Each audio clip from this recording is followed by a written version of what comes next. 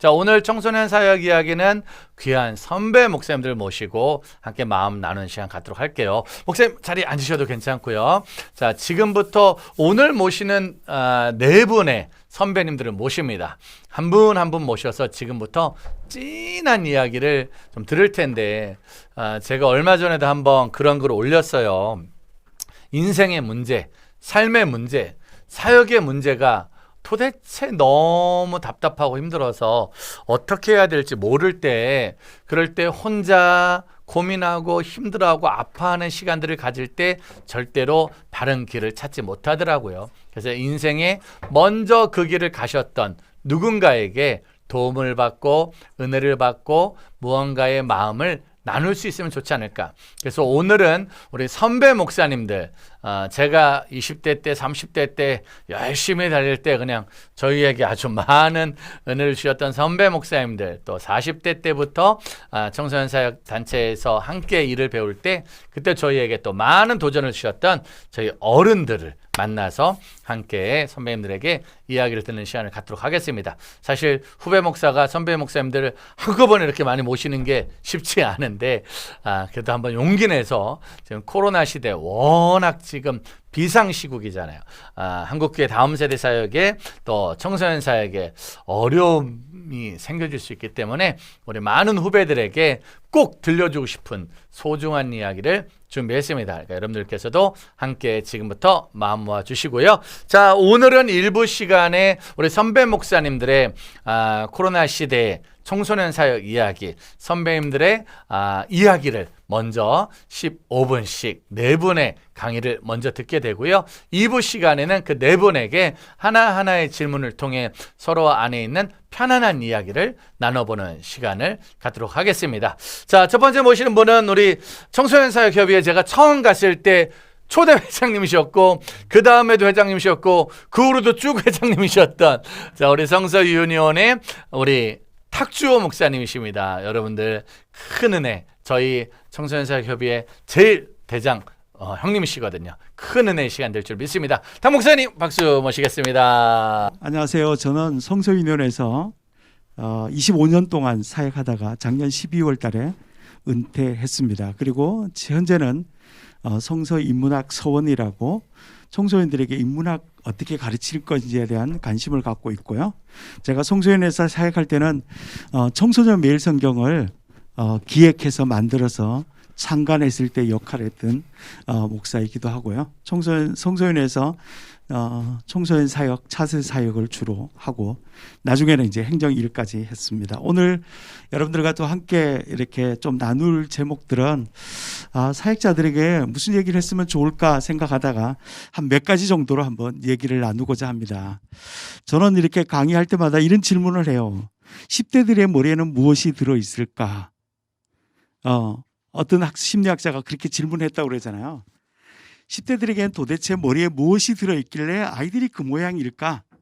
라고 생각했는데 대부분 사람들이 뭐 공부, 이성 뭐 이런 거 들어있다고 하는데 어떤 심리학자가 그 조사를 했는데 청소년들의 뇌를 조사를 해봤더니 조사가 안 되더래요. 왜 조사가 안 되는가 하면 누구하고 똑같은가 하면 미친 사람하고 뇌가 똑같다고 그러더라고요. 그 미쳤다는 단어가 또라이 개념은 아니고요. 지금 생각하는 또라이 개념이 아니라 미쳤다는 단어를 이렇게 파생된 단어 원어를 딱 봤더니 뭔가 하면 열정, 패션이라는 단어라는 거예요. 저는 10대들에게 있어서 뭐가 있는가 하면 열정이 있다는 거예요. 그 열정을 터치만 해주면 속된 말로 아이들이 그 미쳐버리는 거죠. 그러니까 정말 청소년 사역은 뭐 하는 건가 하면 제가 보기에는 그 청소년들의 뇌의 열정을 터치해주는 사역이 바로 청소년 사역이다. 저는 그렇게 생각하고 그 열정을 건드려주는 사역을 하면 나머지는 아이들이 말씀에도 미치기도 하고 다 성경에도 미치기도 하고 이렇게 하는 것을 저는 눈으로 경험했기 때문에 여러분들도 한번 그런 관점을 한번 도전을 해봤으면 좋을 것 같아요. 청소년 사역이 왜 그러면 사역자들에게 좀 생각해야 될 것들이 뭐가 있을까? 저는 한 몇 가지 정도로 얘기를 하는데 첫 번째로는 저는 좀 교회 사역을 좀 길게 했으면 좋겠다. 적어도 한 교회 사역할 때 3년 정도 교회 사역을 해라. 왜 그런가 하면 그 3년 사역을 하지 않는 이유 중에 하나는 최근에 어떤 통계 자료를 보니까 이런 얘기 있더라고요.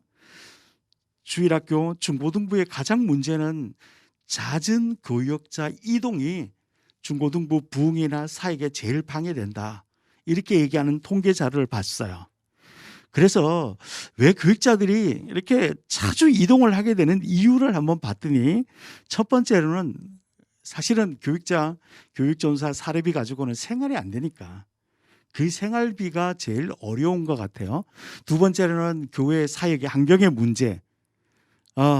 이런 또 사역 환경의 문제가 있고 세 번째로는 교회 전사들이 이런 사역을 한다는 거예요. 성인 사역의 징검다리 역할로 그냥 잠깐 거쳐가는 형태로 교회 사역을 하고 있기 때문에 사실은 장기 사역이 안 된다.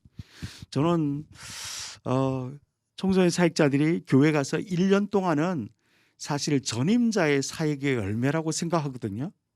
그러면 1년 동안 하고 나면 2년 차 되면 내가 사역한 열매가 결과가 2년 차에 나타나게 돼요. 그런데 2년 차쯤 되면 이 평가가 좀 그렇게 하기는 좀 그렇지만 잘했는지 잘못했는지 알 수 있는 방법은 한 2년 정도 있어 보면 알게 되거든요. 그럼 왜 3년 차를 해야 되는가 하면 3년 차는 잘못했을 때 수습할 수도 있고 잘 됐을 때는 그것을 지속적으로 할 수 있도록 연계할 수 있는 좋은 계기가 되기 때문에 저는 적어도 한 3년 있으면 좋겠다. 장기 사역을 하기 어려움에도 불구하고 그래도 조금 더 기획을 가지고 해라. 그리고 세 번째 얘기했던 성인 사역의 징검다리로 생각하지 마라. 제가 보기에는 성인 사역은 가장 중요한 것이 뭔가 하면 가정 사역이라고 생각해요. 그런데 그 성인 사역의 가정 사역은 주일학교 중고등부 사역을 띄워놓고는 사실은 성인 사역을 할 수 있는 것이 아니라는 거죠. 그래서 저는 사역자들이 성인 사역의 징검다리로 생각하지 말고 청소년 사역이 어린이 사역이 성인 사역의 가장 기초되는 훈련이라고 생각하고 조금 어려움이 있더라도 좀 잘 준비하는 그런 사역을 좀 했으면 좋을 것 같고요. 두 번째로는 다음 세대 사역을 하기 위해서는 신학을 좀 갖고 있으면 참 좋겠다. 다음 세대 목회에 대한 신학, 하나님에 대한 신의식 이런 것들이 좀 필요한데요. 사실은 좀 불행하게도 신학이 좀 없다는 얘기를 수도 없이 들어요. 제가 사역할 때 그 청소년 집회 때 수천 명이 모였던 그 청소년들 지금 청년이 되어서 성인이 되어서 다 어디로 갔을까요? 여러분들 80년도, 90년도에 성경학교 때 그 수많이 와 있던 성경학교 때 왔던 그 아이들 지금 중고등부, 청년부 다 있을까요? 다 어디 갔을까요? 그리고 선교단체들 그 집회, 그 많던 청년들은 지금 다 어디 갔을까요? 한번 생각해 보면 마음이 아프죠. 마음이 아파요. 왜 그랬을까? 신학이 없어서 그렇다는 거예요. 그래서 청소년 사역하는데 사역자들이 내가 다음 세대에 대한 신학을 분명히 좀 가졌으면 좋겠어요. 예수님께서 어린이들을 어린이 같지 않으면 하나님 나라에 들어올 수 없다는 그 어린이의 신학, 그렇죠? 그런 신학적인 배경을 좀 갖고 사역을 했으면 좋겠는데요. 제가 제일 청소년 사역에서 싫어하는 단어가 이런 단어가 하나 있어요. 조금 마음이 아프긴 한데 이런 얘기를 해도 될지 모르지만 미국의 영라이프 설립자였던 짐 레이번이라는 사람이 있어요. 짐 레이번이라는 사람이 이런 말을 했어요. 아이들을 지루하게 하는 것이 죄다. 그래서 한단에 청소년 사역자들은 재미있게 하는 데만 너무 몰두했는 것 같아요. 사실 내가 설교하는데 애들이 재미없으면 어떻게 할까 그런 두려움이 우리들에게는 있어요. 그렇지만 우리가 재미있게 하는 것도 중요하지만 좀 청소년 사역을 할 때 있어서 저는 지루하는 것도 좀 경험을 하도록 하는 것도 나쁘지 않다 생각하는 거예요. 청소년 사역을 하면서도 사실상 그들이 그리스도인으로 삶을 사는 데 있어서 인내심이나 자례력을 가지기 위해서는 조금 더 지루한 것도 참아낼 수 있어야 된다는 거죠. 그것을 못 견디게 한다면 그들이 인내력을 키우는 기회를 박탈할 수가 있다는 거예요. 그래서 제가 제일 좋아하는 책 하나가 있는데 성서인원에서 나온 책인데요. 성서인 사역 이전 과정이다라는 책을 썼던 마크 드보라스라는 사람은 이렇게 얘기했어요. 신자들의 성품은 바로 10대들이 지루하다고 생각할지 모르는 경험 가운데서 형성된다고 얘기하고 있다는 거예요. 그래서 우리가 청소년 사역자들이 중요한 부분들은 내가 다음 세대에 대한 신에 대한 인식을 가진 신지식, 하나님에 대한 분명한 의식, 그렇죠. 예수 그리스도에 대한 복음, 하나님의 나라라는 이 분명한 신앙을 가지고 청소년 사역을 했으면 조금 더 어려운 위기라든지 환경의 어려움이라든지 사역의 어려움이라든지 또 뭐 재정이나 교회 목회 철학에 대한 어려움, 이런 어려움들을 조금 더 극복할 수 있지 않을까라고 생각을 하고요. 그러기 위해서는 포기하지 말아야 될 것들이 뭔가 하면 제자 삼는 사역이라고 좀 생각할 수 있을 것 같아요. 저는 청소년 사역에 있어서 가장 중요한 부분들은 제자를 삼는 거죠. 근데 제자 삼는다고 얘기했을 때 오해하는 사람들이 많이 있는데 그것은 내 제자가 아니라는 것을 철저하게 염두에 둬야 된다는 거예요. 내 제자가 아니라 예수 그리스도의 제자를 삼는 거죠. 제자를 삼는 데 있어서 가장 중요한 것은 말씀과 기도라는 거죠. 변하는 세상에 변치 않는 말씀, 오직 하나님 말씀으로 제자를 삼는 거예요. 그 중에 가장 중요한 도구는 저는 묵상이라고 생각합니다. 큐티만큼 좋은 방법이 없어요. 이것은 교회에서도 할 수도 있고 가정에서 할 수도 있고요. 학교에서도 할 수도 있고요. 저는 청소년 사역하면서 이 가정에서 큐티 나눔과 학교에서 서클을 통해서 큐티 나눔과 교회에서 큐티, 이 삼각형의 구조를 정말 변치 않도록 하는데 아주 몰두했고요. 그 결과들이 참 재밌고 좋았던 것 같아요. 그래서 제자 삼는 사역에 있어서 묵상, 특별히 여러분들이 대안학교를 한번 좀 가보면 대안학교의 공동체면 대부분 다 제가 갔던 수많은 대안학교들은 1교시에 뭐를 하고 있는가 하면 전부 다 큐티하고 있다는 거예요. 네. 왜 그럴까요? 굉장히 중요하기 때문에 그렇습니다. 기존에 나와 있는 제자 훈련을 교재도 중요하지만 적어도 말씀 묵상을 통해서 제자 훈련을 해서 저는 교회 사역을 하면서 적어도 1년, 2년, 3년 하면서 예수님이 했던 것처럼 적어도 한 12명의 제자들은 좀 양육해놓고 와야 되지 않을까라는 생각을 해요. 교회에서 장로님들이 그런 얘기를 하더라고요. 교육 파트의 교육자들은 이름이 기억할 정도쯤 되면 다 떠난다고 그러더라고요.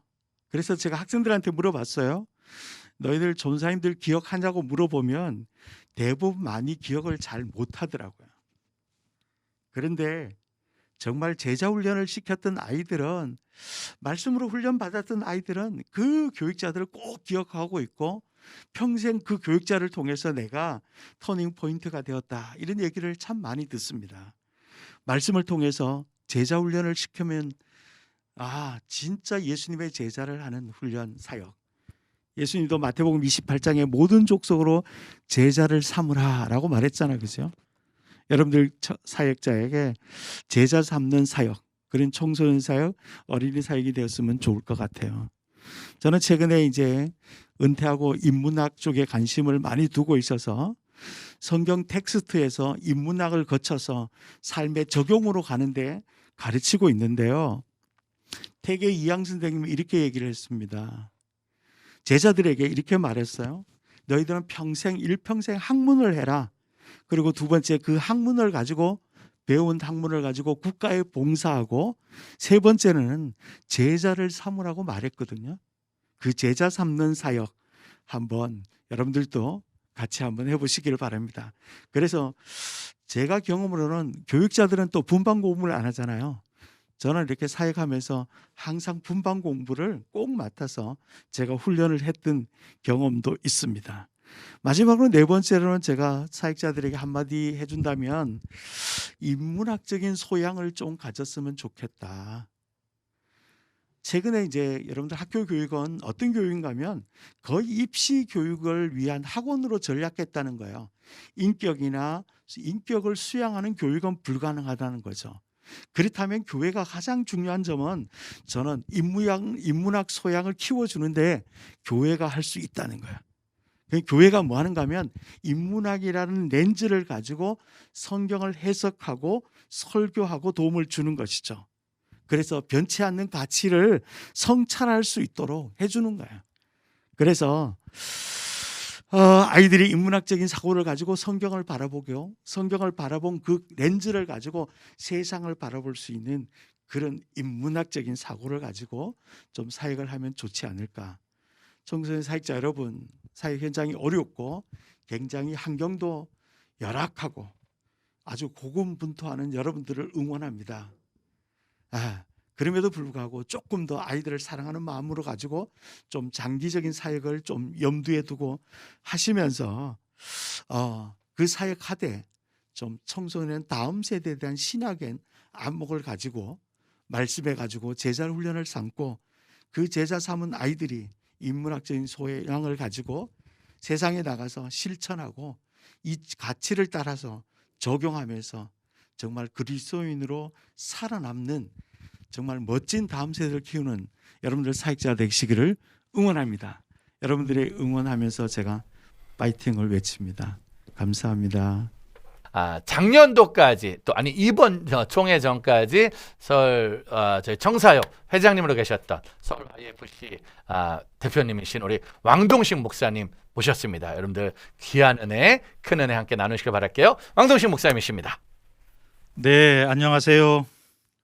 YFC라고 하는 청소년 기관에서 사역하고 있는 왕동식 목사입니다.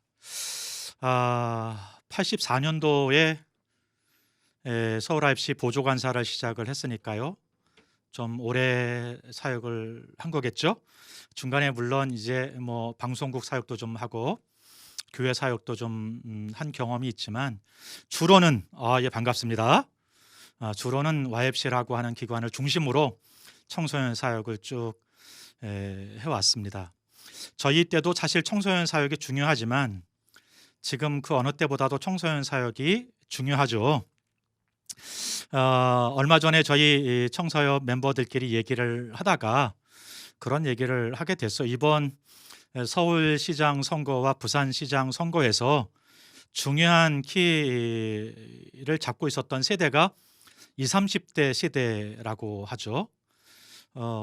20, 30대 세대를 따져보면 이분들이 어떤 분들인가 하면 이전에 그 광우병 사태 때 그 광우병 사태에 서울시 광장에서 제일 데모를 앞장섰던 인물들이 바로 사실은 고등학생들이라고 하거든요. 그분들이 자라가지고 이제 20대가 되고 30대가 된 거잖아요. 정치의 중심이 있어서 시장을 바꾸고 그리고 정권을 바꿀 만큼 상당한 힘의 중심에 있는 시대가 되었습니다. 청소년이 지금 그렇게 자라간 거죠. 이전에는 사실은 뭐 청소년들은 어른 사역에 뒷현 정도 있었던 사역이라고 하면 이제 청소년 사역은 그야말로 골든타임, 아주 중요한 사역으로 인식되고 있는 시대에 우리가 살고 있습니다. 우리 탕 목사님도 좋은 말씀 주셨는데요. 저도 사역을 해가면서 제 사역도 사역이지만 YFC가 그동안 해왔던 사역을 어떻게 했는지를 좀 풀어드리는 시간을 좀 잠시 갖겠습니다. YFC의 사역 철학, 전도 철학 중에 하나가 바로 틴투틴입니다. 10대가 10대에게.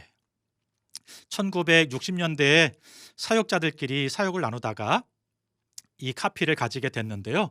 그 당시에는 믿는 10대가 믿지 않는 10대들에게 복음을 전하도록 하는 일들을 하자, 이렇게 시작이 된 거거든요.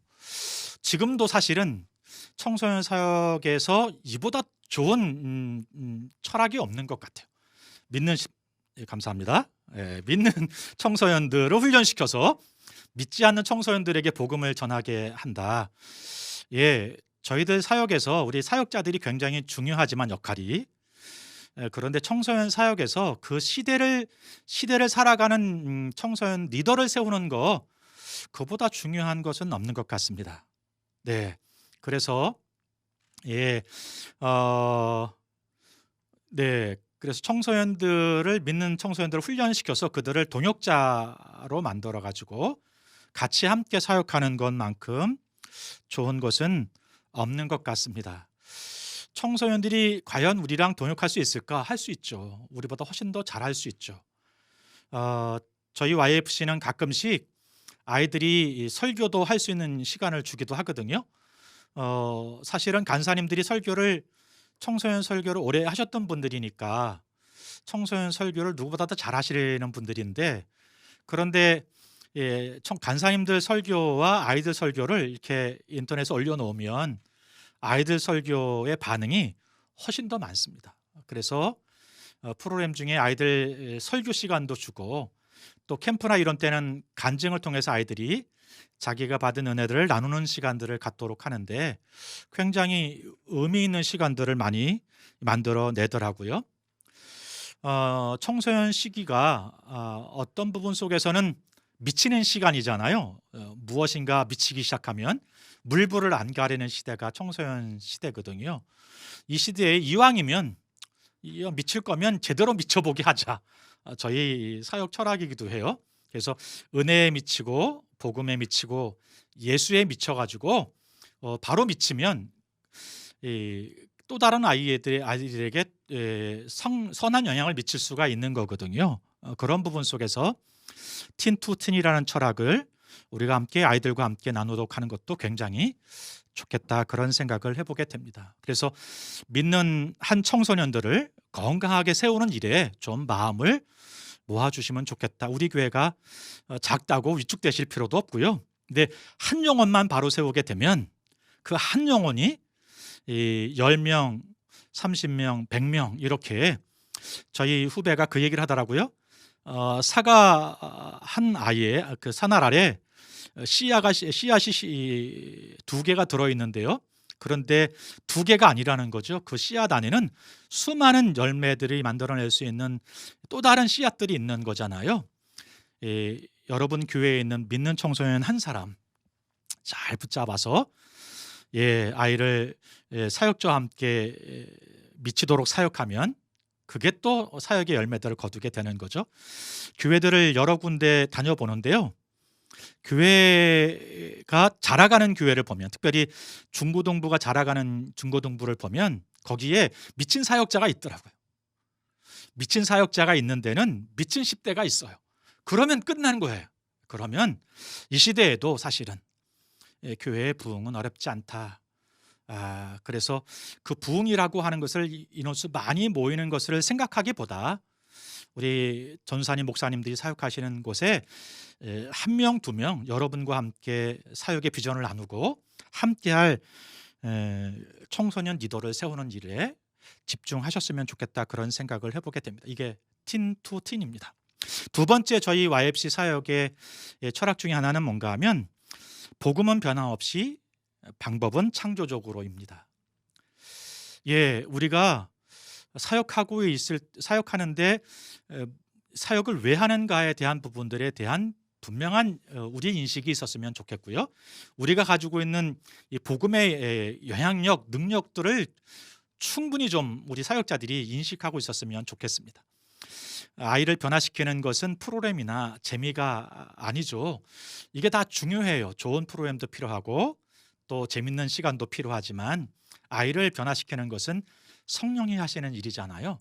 사랑이 하는 일이고요. 우리 사역자들이 오늘 아이들과 나눌 때 이 핵심 코어가 뭔지를 잊어먹지 않았으면 좋겠다. 그런 부분 속에서 복음은 변함이 없어야 되죠. 그런데요, 이 방법은 좀 다양해야 될 것 같아요. 그래서 좀 창조적으로 사역했으면 좋겠다. 저희는 청소년 사역을 하고 있거든요. 그런데 과연 우리가 사역하고 있는 청소년 시대를 얼마나 이해하고 있는가는 좀 살펴볼 필요가 있는 것 같아요. 우리가 가지고 있는 복음의 능력에 대해서 이해하고 우리가 만나고 있는 청소년들에 대해서 이해하는 것이 좀 필요하겠죠. 그래서 그 시대에 맞는 청소년들에게 맞는 방법으로 창조적으로 접근하실 필요가 있는 것 같아요. 얼마 전에 한 교단에 좀 규모가 있는 교회 목사님들이 청소년 사역자 목사님들이 모이는 모임에 방문을 한 적이 있어요. 그분들 나름대로 어려움이 좀 있으시더라고요. 부모님들과 함께 교회에 와서 예배가 끝나면 같이 가야 되는, 그래서 예배와 분반을 할 수 있는 시간의 제약 때문에 무언가를 해볼 수 없다는 이야기들을 해주시더라고요. 그런 부분의 인식을 같이 이해하면서도 안타까운 건 뭐냐면 그분들의 인식 중엔 그래서 어쩔 수 없다는 생각들을 많이 가지고 계신 거였어요. 창조적으로 접근하실 필요가 있죠. 그래서 이 이야기를 좀 우리 청사협과 나누다가 예배와 분반을 좀 바꿔야 된다. 그래서 예배 시간을 좀 줄이고 분반에 대한 시간을 좀 늘리든지, 어쨌든 제가 볼 땐 이 시대에 아이들과 만나서 우리가 가지고 있는 이 핵폭탄과 같은 복음과 성경을 나누는 부분 속에서 어떻게 할 것이냐라고 하는 부분들은 좀 창조적으로 접근할 필요가 있다. 왜냐하면 우리가 만나는 청소년들은 이렇게 말할 수 있거든요. 제3지대, 제3세계를 대상으로 하는 선교와 같잖아요. 말이 다르고 문화가 다르고 대상이 다르고 지역이 다른 그런 상태에 있기 때문에 그런 지역에서 복음 전한다는 것은 그냥 일반적인 일 가지고 되지 않겠죠.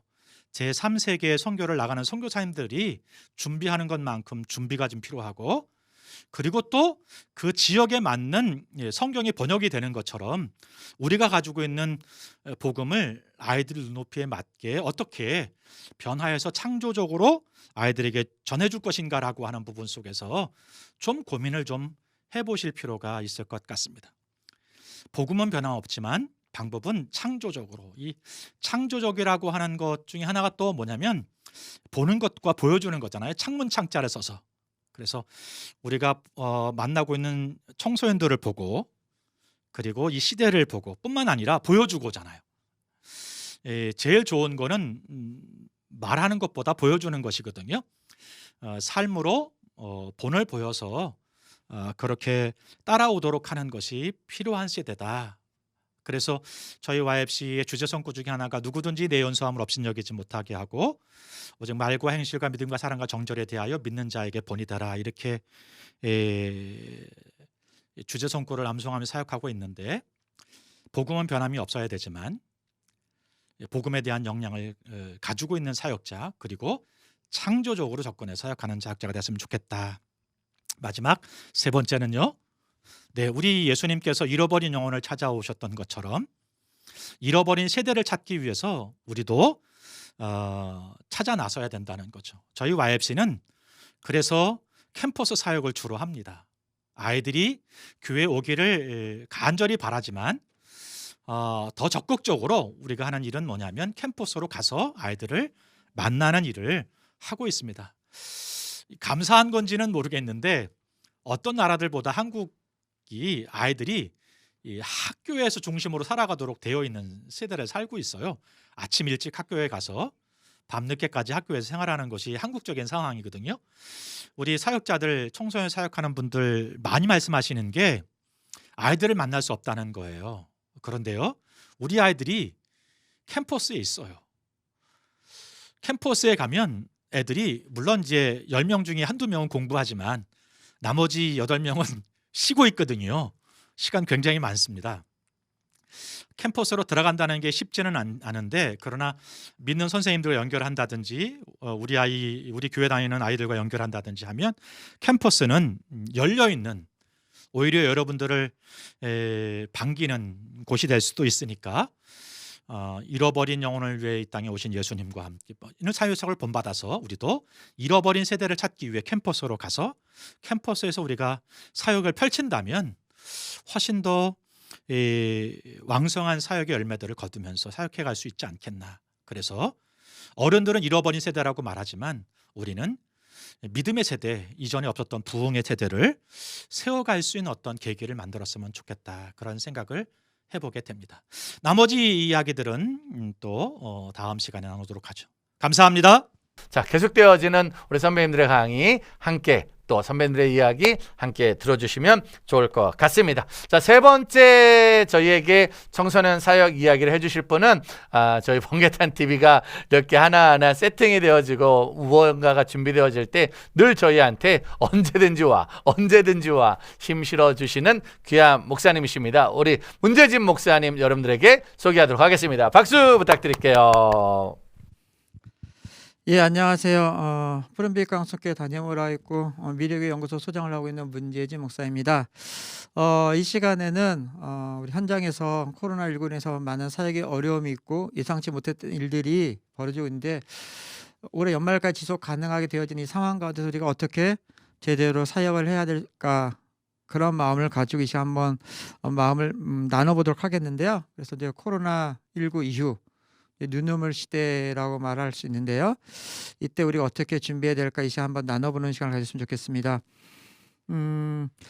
지금 코로나19 이후 지금 현재 우리나라도 많이 백신을 맞고 있는데 이 백신 맞고 있는 상황들이 애초에 가졌던 시나리오보다는 조금씩 이렇게 뒤처지고 있어요. 11월 말까지는 일단은 정부에서도 70%까지는 백신을 맞을 수 있겠다 이렇게 하고 있는데, 그렇게 되더라도 적어도 올해 연말까지 우리는 마스크를 쓰고 또 늦으면 내년 초까지 마스크를 쓰고 사역을 해야 되지 않을까 생각합니다. 가장 좋은 건 속히 코로나19가 종식되어지고 이전처럼 만나서 함께 교제하고 나누며 식사하는 시간, 그런 시간을 가지며 사역하면 좋지 않을까 생각이 들어요. PPT 영상을 같이 보면서 얘기를 좀 나누겠는데요. 코로나19 이후의 뉴노멀, 그러니까 새로운 바이러스 변이가 오지 않으면 좋겠다라고 했는데 변이가 발생할 가능성도 있다라는 얘기를 했었어요. 그래서 결국 그 변이가 발생되어졌고 영국발 또 다른 나라발이 들어와서 지금 아마도 코로나19 대처하는 데 있어서 시간이 좀 많이 지나고 있죠. 그래서 결국 코로나19도 다른 감염병이 확산되기 때문에 결국 사라지지 않고 유행병 시대가 도래할 것이다. 그래서 코로나19 사태가 진행되더라도 신종 감염병이 지속적으로 출몰할 가능성은 농후하다. 그래서 지금 대부분의 기업들도 재택근무를 많이 들어가고 있고 교회들도 저희가 지금 비대면 예배 드리거나 원격 예배 드리고 있는 상황이죠. 이 상황이 조금은 더 길게 이어질 수 있겠다. 그래서 가장 큰 문제는 뭐냐면 바로 이제 경제적인 문제에서 우리가 맞닥뜨릴 문제들이 많다는 거예요. 코로나는 끝나도 사실 올해 연말 빨리 끝나길 바라지만 코로나19가 종식되어도 그 영향은 당분간 지속될 것이라는 거죠. 예를 들자 우리가 1997년에 좀 오래된 얘기지만 IMF 끝나고 나서도 몇 년 동안 그 경제에 영향이 왔고 또 2008년도에 미국 금융위기가 왔었을 때 그것이 되찾는데 4년에서 6년 이상이 걸렸어요. 그러니까 코로나19가 이전 수준으로 회복되려면 마찬가지 올해 끝난다 했을 때도 적어도 우리의 사역의 어려움 그런 것도 적어도 2, 3년까지는 더 흘러가지 않을까라고 생각이 들죠. 결국 코로나의 위기는 교회 성도들의 경제 위기로 이어질 수밖에 없다. 코로나 끝나도 우리 성도님들의 경제적 직장 생활에서 혹시 우리가 해고되지는 않을까, 또 자영업하시는 분들은 또 더 축소되지는 않을까, 단기간에 회복되지는 않는 거죠. 그러니까 우리 사역자들이 항상 생각해야 될 게 뭐냐면 주일날 반듯하게 옷을 입고 예배드리러 와도 그 예배드리러 오는 분 중에 60, 70%는 자영업을 하시거나 직장인이거든요. 그들의 마음속에는 언제든지 그런 마음이 있죠.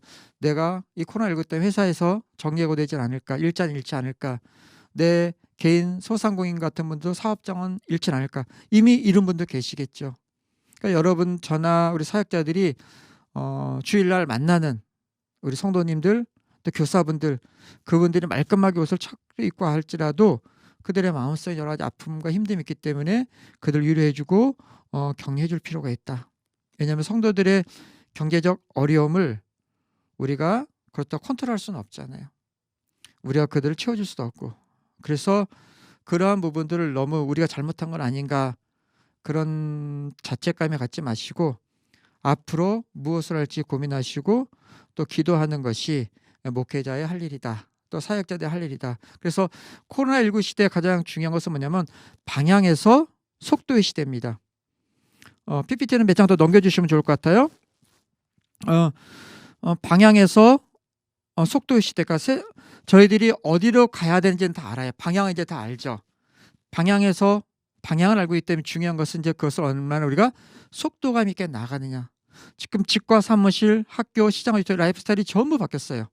그러니까 세상과의 기준과 표준이 빠른 속도로 변화되고 있는 거죠. 그러니까 속도는 바꿀 수 없지만 여전히 우리 모든 사람들은 서로를 돌아보고 만나고 관계 맺는 걸 되게 좋아하는 거죠. 그러니까 서로 얼굴을 보고 목소리를 듣고 화면이나 앱이 아닌 직접 대면하는 것이 우리에게 더 좋은 사역이 될 수 있다. 그래서 코로나19 시대에 어떻게든 방향을 정해졌기 때문에 이것을 어떻게 속도감 있게 우리 삶의 현장에서 사역의 현장에서 우리 아이들을 만나고 대면하고 그들의 무엇을 어떻게 넣어줘야 될까 이것을 우리가 심각하게 고민해야 된다. 그래서 2021 코로나 왔지만 이 위기를 기회로 삼는다. 그래서 4가지 포시인데 첫째 기회로 삼고 도전으로 삼고 변화로 삼고 그 다음에 중요한 거가 이거죠. 캐릭터화 시켜야 된다. 즉 코로나19 이전에 우리 교회, 교회학교, 청소년부가 어떠한 모습이었는지 다 점검을 해보시고 그리고 코로나19 이전에 했던 것이었는데 지금 할 수 있는 것이 무엇인가 또 할 수 없는 것이 무엇인가 코로나19가 끝난 다음에도 지속적으로 할 수 있는 것은 무엇인가 할 수 없는 이것을 빨리 해서 어느 교회, 어느 교회 청소년부 하면 어떠한 교회지 그 교회와 교회학교의 캐릭터가 떠올라야 돼요. 그러니까 수많은 교회들이 한 교회가 아니라 이 지역에서 그 교회만의 독특한 캐릭터. 예를 들자면 얼마 전에 조사 보고서 나왔는데 코로나19 때문에 비대면으로 학교 수업이 이루어지면서 중위권, 하위권 아이들의 성적이 확 떨어졌어요. 원래 잘했던 애들은 잘하고 개인적으로 학원을 가고 교수를 받기 괜찮은데 중위권 아래는 되게 학력이 저하됐다는 게 보고서 나왔거든요. 그럼 이때 교회들에서 지역 주변에 있는 우리 교회가 무엇을 할 수 있을까? 그럼 그 교회에 청년들도 있을 것이고 또 실력 있는 중장년층이 있을 거라는 거죠. 그럼 지역의 그런 교육에 소외된 뭐 소년소녀 가정이나 조선가정이나 그런 가정을 선택을 해서 그들에게 1대1로 강의를 하거나 교육을 시킬 수 있는 그런 프로그램을 교회에서 준비할 수 있는 거죠. 또 자녀들이 2명, 3명씩 있으면 이 미디어 기기가 넉넉지 못한 경우가 많아요. 그러면은 기기 하나 갖고 형제들이 돌아보면 되게 힘들거든요. 동시에 수업이 진행되면. 그럴 때는 교회에서 중고등부나 교회 차원에서 교회에서 사용하지 않는 집에서 스마트폰이라든가 뭐 아이패드나 노트북 같은 것을 그 기증을 받아서 그걸 좀 손을 봐서 지역에 교회에 나오지 않더라도 그 센터를 통해서 그런 가정들을 파악한 다음에 그런 가정들에게 교회에서 지급을 해주는 거죠. 그럼 그들이 교회를 나오지 않는다 할지라도 우리 아이들이 수업하는데 어려움이 많았었는데 지역 교회에서 우리에게 스마트폰도 제공해주고 아이패드도 제공해서 그걸로 공부해서 코로나19를 잘 넘겼어. 그러니까 대면하지 않아도 이것 하나의 전도의 기회가 되는 거죠. 이것이 바로 우리가 기회를 삼는 것이고 그렇게 도전해서 지역을 변화시켜서 저 교회는 지역 힘들고 어려울 때 우리 지역과 우리 가정, 우리 아이들에게 이러한 도움을 줘. 작은 생각이 그 지역에 있는 이들에게 교회에 대한 좋은 이미지를 줄 수 있다는 거죠. 그렇게 하면서 지금은 저희가 언택트 이렇게 만나고 있죠. 그래서 이것이 온택트 그리고 웰택트. 이거 뭐 제가 만든 말이기도 하지만 웰택트는 뭐냐면 잘 만나자는 거예요. 무조건 안 만나는 것이 아니라 어떻게 하면 잘 만날 수 있을까 고민을 해보고 왜냐하면 어차피 우리는 기독교 교육은 만남의 교육이에요. 만나야 돼요. 그리고 사람은 관계를 맺어야 뭔가 이루어질 수가 있거든요. 그러니까 고가와 장비와 스튜디오 중요하죠. 그것보다 더 중요한 것은 막대한 예산을 거기다 넣는 것도 중요하지만 이 예산을 가지고 어떻게 하면 교회 학교에서 아이들과 교사들이 사역자를 잘 만날 수 있는가 여기에 고민을 하고 투자를 하는 것 그것도 되게 중요하지 않을까라는 생각이 들어요. 그래서 코로나 끝나기 전이나 끝나고 나서도 그래서 믹스택트, 온택트, 웰택트 이것을 조화라서 코로나19가 끝나고 나서도 80%는 돌아가게 돼 있어요. 그럼 이미 온라인을 경험했던 20%는 코로나 끝나고 나도 그것은 서비스를 받기를 원하는 거죠. 그래서 예배를 가지 않아도 자기가 휴가를 가거나 여행을 갔을 때 그곳에서도 온라인으로 관계 맺고 예배 드리고 공부도 하고 싶은 마음이 생길 수밖에 없다는 거죠. 그래서 그러한 것들을 준비해둘 필요가 있다. 잘 준비해둬야 위기가 왔을 때 기회를 잡을 수 있어요. 그러니까 무엇을 자꾸 바꾸는 것도 중요하지만 어떻게 하면 잘 만날 수 있을까? 우린 지금 못 만난다는 걸 전제하고 뭔가를 해야 된다고 고민을 하고 있거든요. 좀 바꿔서 어떻게 하면 방역수칙 잘 지키면서 잘 만나면서 할 수 있는 게 무엇이 있을까? 거기에 고민을 했으면 좋을 것 같아요. 그런 고민을 해야 적은 인수자로 모이고 교회가 그 다음 단계로 나갈 수 있어요. 제가 응원하는 팀은 아닌데 좋아하는 팀이 있어요.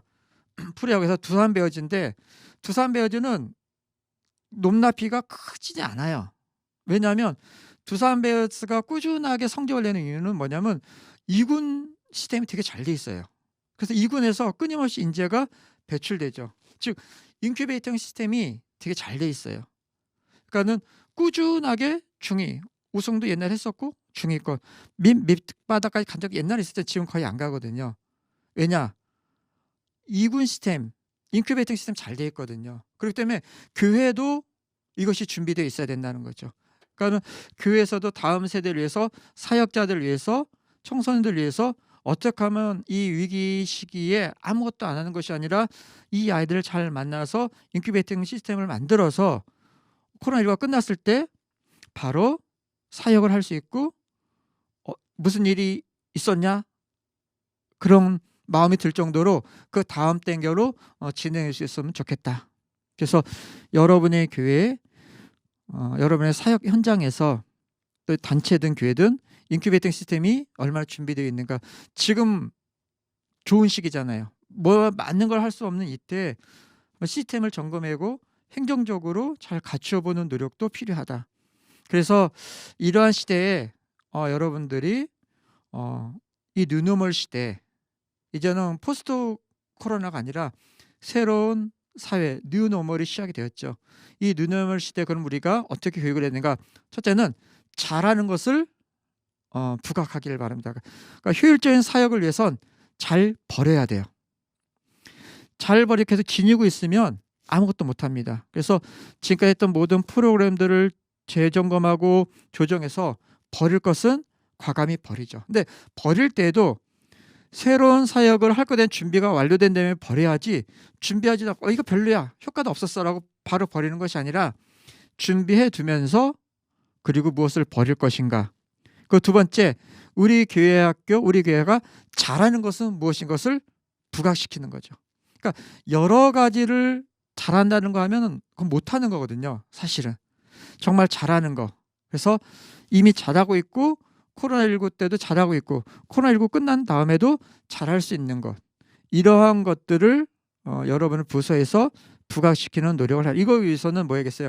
자주 만나고 줌으로든 현장이든 그리고 고민해보고 생각해보고. 그래서 우리 교회가 정말 잘하고 있었던 건 무엇일까? 우리 교회 청소년부가 교회 학교가 정말 잘하고 있었던 건 무엇인가? 그것을 점검해 볼 필요가 있죠. 이런 점검하면서 가장 중요하게 여기는 뭐냐면 한 영혼이 천하보다 귀하다 그랬어요.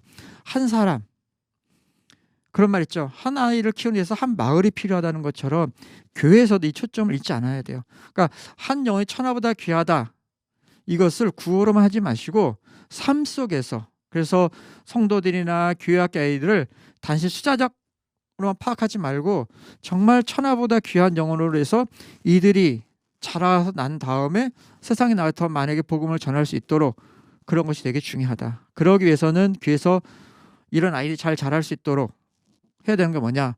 가정 교육이죠. 그래서 교회에서는 한 사람 한 영혼에 대해서 교회에서 준비하는 것처럼 가정에서도 이러한 교육이 필요합니다. 부모들이 만나는 생애 첫 번째 교사는 누가 뭐래도 부모예요. 부모가 제일 처음 만나는 교사거든요. 그러니까 처음 만나는 교사가 부모인데 부모가 준비되어 있지 않으면 그 자녀들이 좋은 모습으로 무엇을 보고 무엇을 가르칠 수 있겠어요. 그래서 교회에서 해야 될 일이 뭐냐, 이 코로나19 때 더욱더 부모들을 위한 신앙 교육이 더 중요합니다. 그러니까 10대들을 위한 교육도 중요하지만 그에 못지않게 부모들의 교육이 되게 중요해요. 왜냐, 지금 우리 MZ세대라고 얘기하잖아요. MZ세대를 낳은 부모가 누구냐면 X세대예요. X세대는 저희가 청소년 사역 초기할 때 90년대 다 X세대를 놓고 사역을 했었는데 자유분방 그들이 지금 MZ세대의 부모거든요. 가치관이 되게 많이 달라졌어요. 그렇기 때문에 그 MZ세대의 부모는 X세대들에게 어떻게 신앙교육을 하고 자녀교육을 시킬 수 있는지 교육을 시켜야 되고, 동시에 자녀들 중에 청소년들 중에는 부모들이 교회 오지 않는 아이들이 있어요. 그럼 부모 교육을 못 시키잖아요. 그럼 그들에게는 어떻게 신앙교육을 시킬 수 있는가, 그것을 준비해 볼 필요가 있겠죠. 그 다음에 교회에서는 무엇을 할까요? 예배 중요하죠.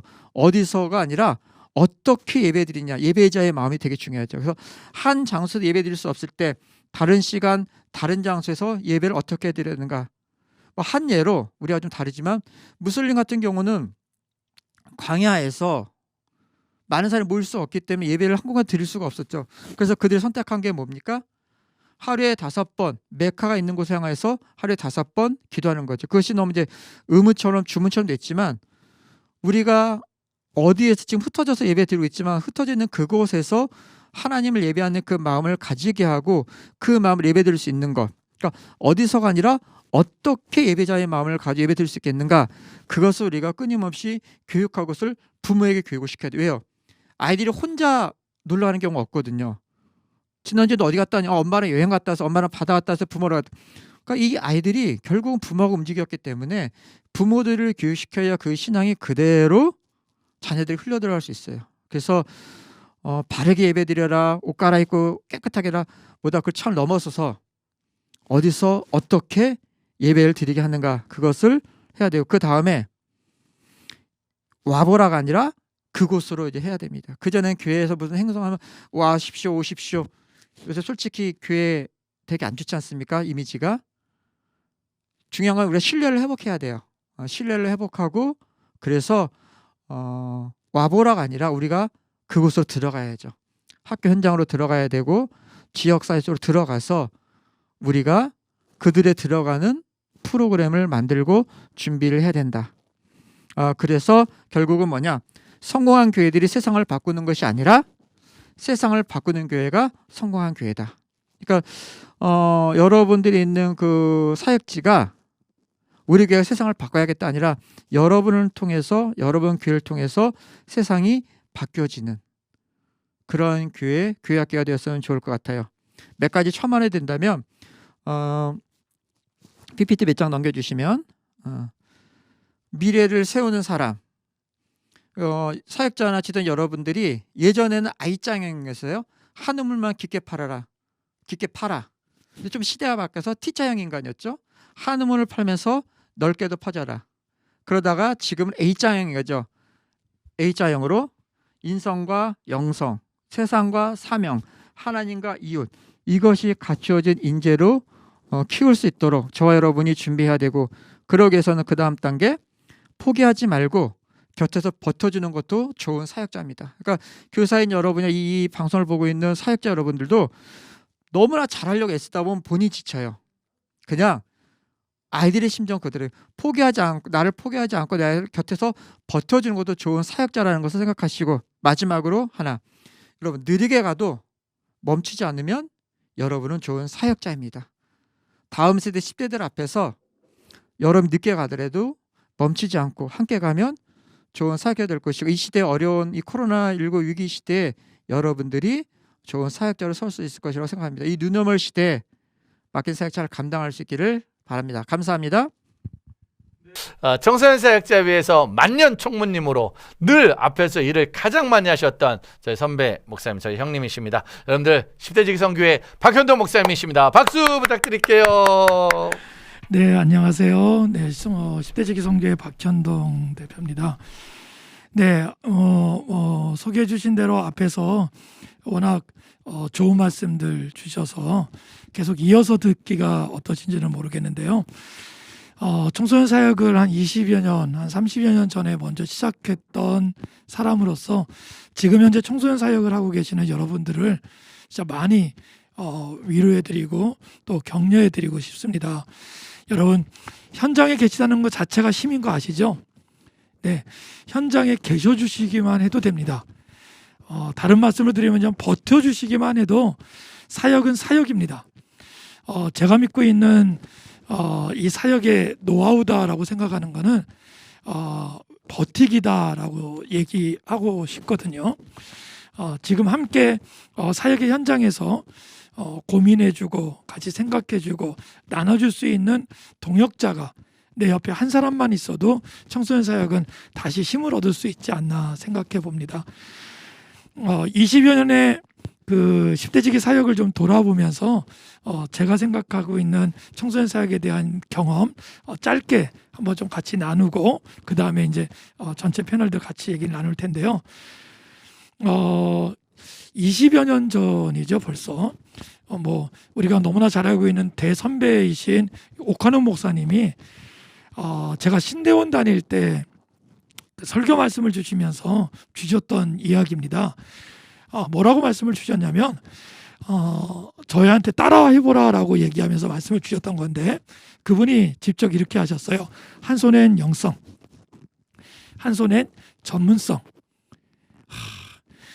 그때 그 신대원의 강대상에서 신대원 대상으로 강대상에서 외쳤던 그 말씀을 지금도 잊지 못합니다.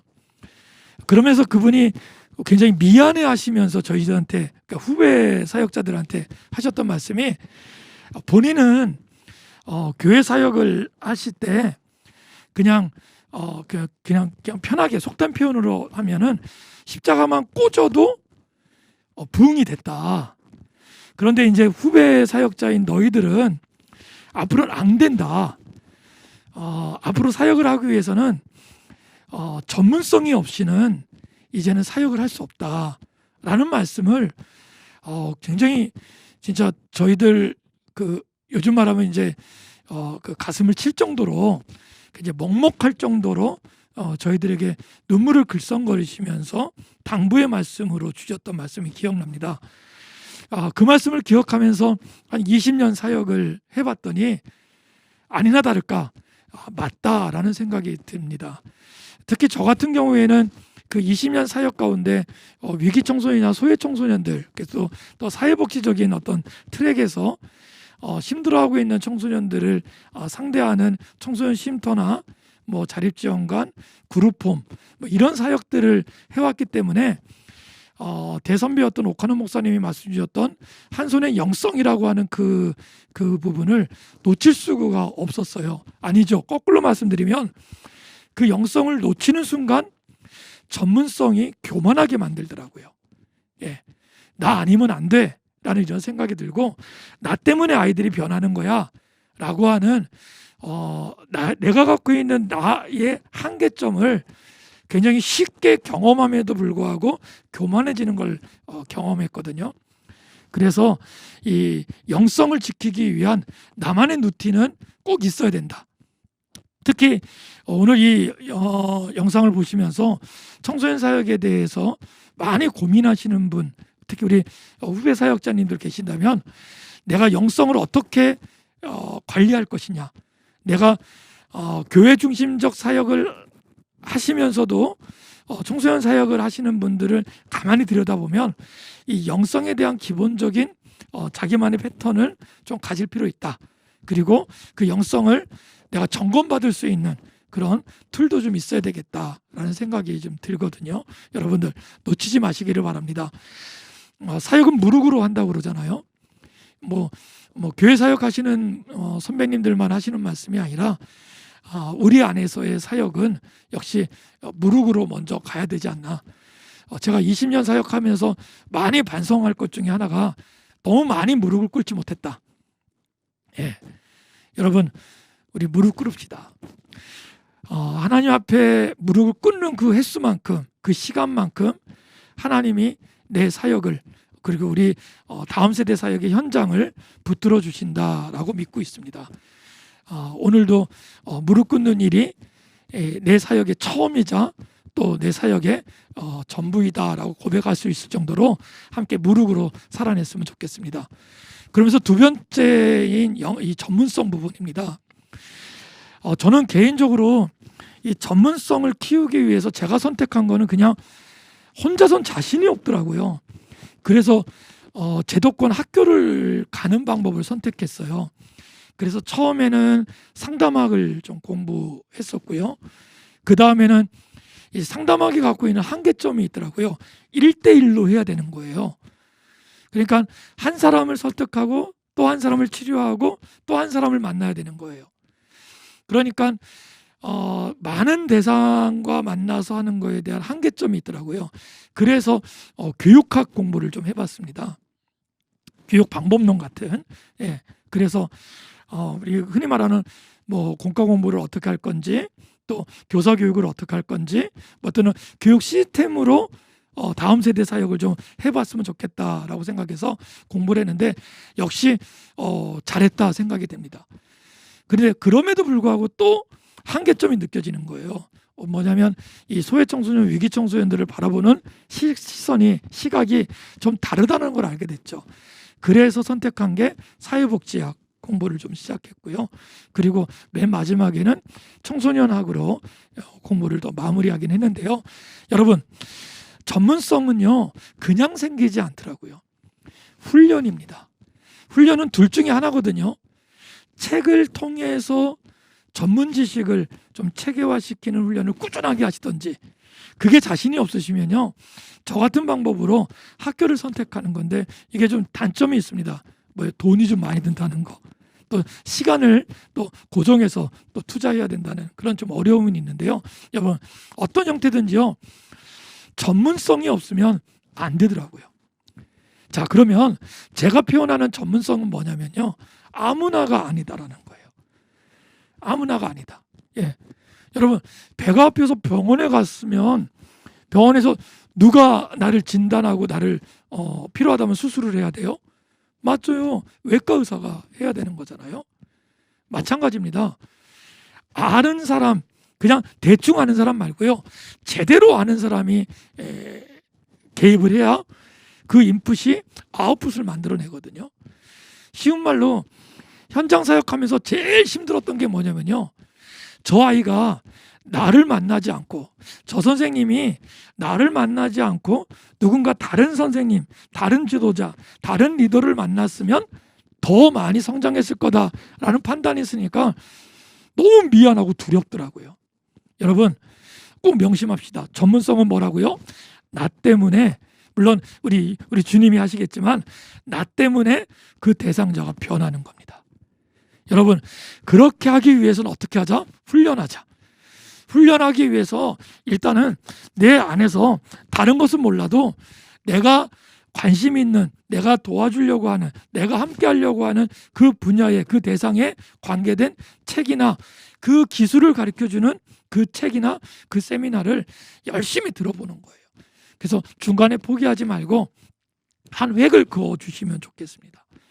이번에 이게 유행이니까 이걸 막 쫓아가서 배우고, 또 다음엔 또 이게 유행이니까 이걸 막 쫓아서 배우고, 뭐 그런 것도 괜찮은데요, 나한테 맞는 게 뭐 하나가 이렇게 딱 잡히시면요, 그 분야에 대해서는 우리나라에서 나를 따라올 사람이 없다라는 생각이 들 정도로 깊이 공부를 해보시고 일각을 이루어 보시면 어떨까요? 그러면 너무, 제가 뭐 거의 마지막 멘트인데요, 제가 진짜 중요하게 생각하는 건 뭐냐면, 하나님이 나를 훈련시키시고 나잖아요. 나를 전문가로 만들어 놓고 나서는요, 반드시 그 훈련의 결과를 써 먹으십니다. 그러니까 제가 공부한 과정 말씀드렸잖아요. 신학을 공부하고 상담학 공부하고 교육학 공부하고 사회복지 공부하고 청소년학을 공부하잖아요. 여기서 배우고 도전받고 생각했던 모든 거 하나하나를 가지고 하나님은 내 사역을 확장시키더라. 여러분, 한 손엔 뭐요? 영성입니다. 한 손엔 뭐요? 전문성입니다. 청소년 사역자로서 우리가 현장에 나갈 때, 아니요, 현장에서 발버둥을 칠 때 꼭 잊어먹지 마셔야 됩니다. 여러분, 하나님 앞에 무릎으로 그 영성을 유지하시고 또 성장시켰으면 좋겠고요. 전문성을 통해서 나를 만나는 아이들이, 나를 만나는 지도자들이 변했다, 달라졌다, 도움을 받았다라는 말을 들을 수 있는 그런 힘이 저와 여러분들에게 있었으면 좋겠습니다. 여러분 힘내십시오. 처음 말씀드렸죠. 버티는 게 사역이라고요. 여러분과 제가 이 청소년 현장에 오늘도 버티고 있는 것, 그 모습을 바라보고 있는 또 다른 동역자들이, 또 다른 우리 아이들이 힘을 내서 사안과 형편과 처지가 아닌 그 안에 계신 살아계신 하나님의 능력으로 오늘도 사역을 이어갈 것 같습니다. 다음 세대 사역자, 그 이름 너무나 멋있습니다. 저와 여러분들이 동역했으면 좋겠습니다. 10대지기 박현동 목사였습니다. 감사합니다. 네. 자, 여러분들 번뜩톡 청소년 사역 이야기, 오늘 첫 번째 시간 우리 목사님들의, 우리 선배님들의 다양한 이야기를 좀 듣는 시간이었습니다. 10분 해달라면 10분, 20분 해달라면 20분, 2박 3일 해달라면 2박 3일 원 없이 우리에게 많은 이야기를 나눠주시는데요. 아무튼 오늘은 시간이 많이 있지 않지만 꼭 필요한 이야기들을 제가 주제를 던지고 선배님들의 이야기를 좀 들어보겠습니다. 자, 우리 네 분에게 다시 한번 박수 한번 부탁드리겠습니다. 자, 박수. 안녕하세요. 박수 소리가 들리시는 거예요. 이제 코로나 시대에는 아무튼 박수를 친다고 생각하면 저희는 박수가 들리는 거니까. 자, 네 분의 목사님들 현장에 모시고요. 저는 따로 이곳에서 질문을 좀 드리도록 하겠습니다. 첫 번째 드리고 싶은 질문은 일단 이번 여름 어떻게 하실 건지 오늘 선배님들 진짜 살면서 이런 거 한번 여쭤보고 싶어요. 이제 문재진 목사님서부터 쭉 여쭤볼게요. 문 목사님 청소년 사역 지금 애들이란 단어가 들어간 게 지금 몇 년째신 거예요? 몇 년째? 90년에 시작을 했으니까. 그러니까 이제 뭐 횟수로 말할 수 없는. 네, 아무튼 여기 계신 네. 네 분은 전부 다 30년은 일단 기본적으로 하신 거예요. 목사님 그동안 언제가 30년 제일 했는데 힘들었어요? 뭐 했는지는 모르겠어요. 그래서 몇 년 된지 모르겠지만 아무튼 30년은 하신 건데 항상 힘들고요. 항상 힘들었는데 항상 힘들었는데 네. 뒤돌아서면 또 은혜가 됐고. 네. 그동안에 있었던 가장 힘든 시대와 코로나 시대 어느 게 더 힘들었어요?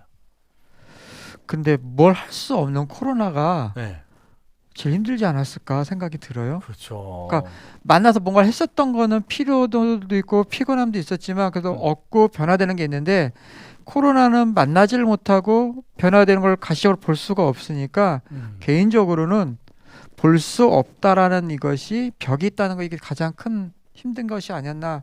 아마 현장 사역자도 그러지 않을까 그러니까 생각이 지난 들어요. 모든 세월보다 사실은 코로나 시대가 네, 가장 네. 사실은 저희 후배 사역자들이 이제 장난삼하는 말에 그런 말이 있어요. 우리 탁주호 목사님이 성서유니온 은퇴하시면서 후배들을 강하게 키우겠다고 코로나를 집어넣은 게 아닌가. 후배들 요즘 젊은 애들 너무 약하니까 한번 코로나 시대 이겨내봐라.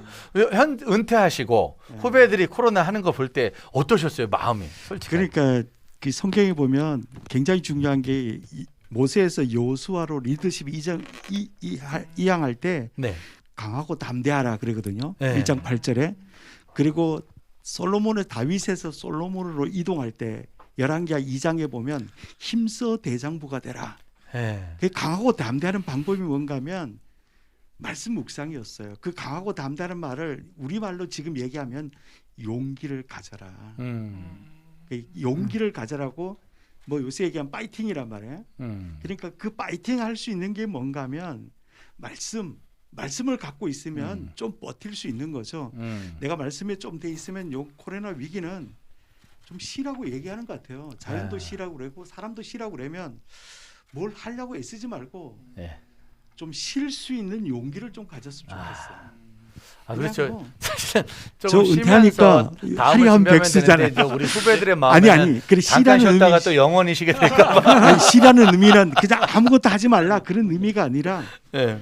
정말로 이렇게 중요한 본질에 묻혀서 그 본질을 찾아서 좀 가는 작업들이 되지 그러게요. 않을까. 예.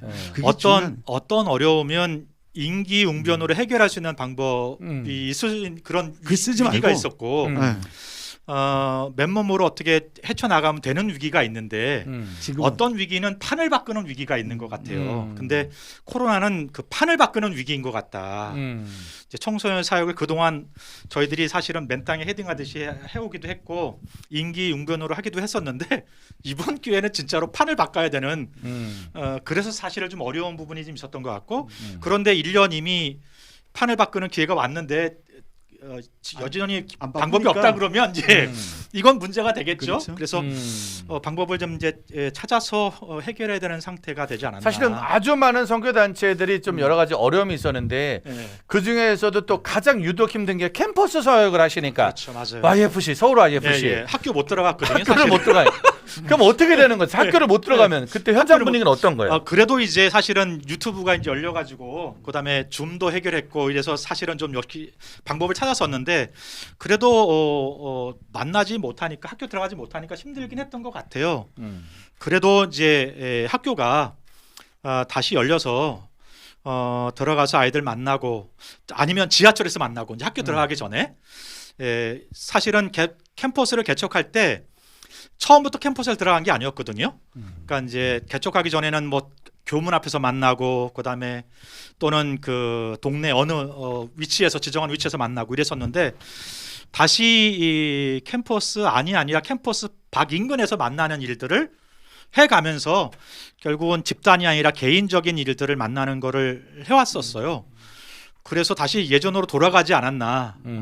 대신 그러면서 본질을 한번 다시 생각하는 시기였던 것 같다. 그런 생각을 해보게 됩니다.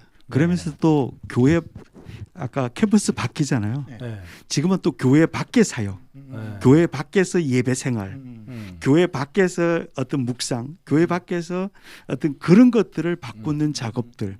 이제는 그래서 교회 안이나 밖이나 동등하게 이렇게 갈 수 있는 기회가 만들어지는 거 아닐까? 저는 뭐 교회 그런 밖, 학교 밖, 가정 밖, 아무튼 밖에서 사는 아이들을 제일 좋아하는 10대 지금 박현동 목사님. 아무튼 학교 밖, 그러고 교회 밖, 보니까 가정 그러네. 밖, 밖에 있는 아이들 제일 좋아하시는데 맞아. 현장 밖, 가정 밖, 학교 밖, 이 밖의 아이들 상황은 좀 어때요, 목사님? 그냥 이렇게 일단은 밖이라고 하는 것 자체가 주류가 아니라는 얘기잖아요. 그 얘기는 관심이 없다는 얘기거든요.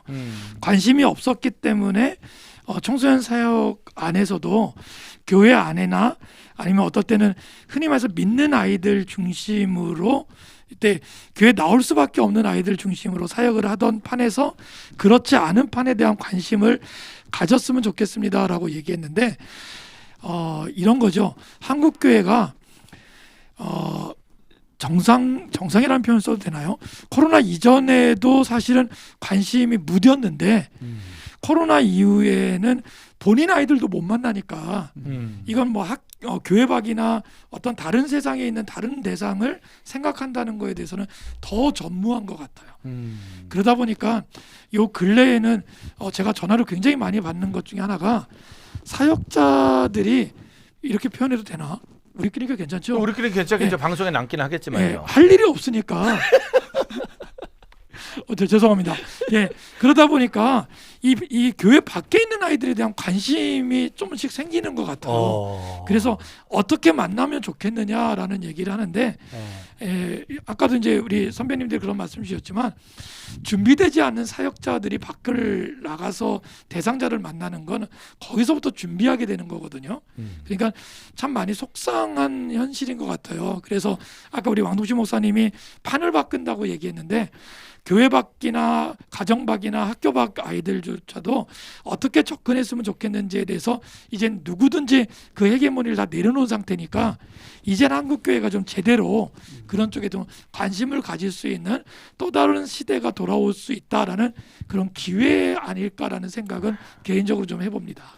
어찌 보면 학교 밖, 가정 밖에 있는 아이들을 사역자들이 더 실질적으로 찾아가서 만날 수 있는 그렇죠. 판이 바뀌는 그런 시대에 그러니까 신약 성경에 보면 하나님의 나라는 먼저 된 자가 나중되고 나중된 자가 먼저 되거든요. 완전 변혁적인 세상이 되는 거야. 예수님의 사역이 사실은 예루살렘에서 사역하지 않고 주변비인 갈릴리에서 사역하거든요. 그러니까 밖에서 안으로 들어가는 거죠. 역전의 삶. 하나님의 나라는 주변부에 있던 사람이 중심부에 들어가고 중심부에 있는 사람들이 주변부로 밀려나는 거예요.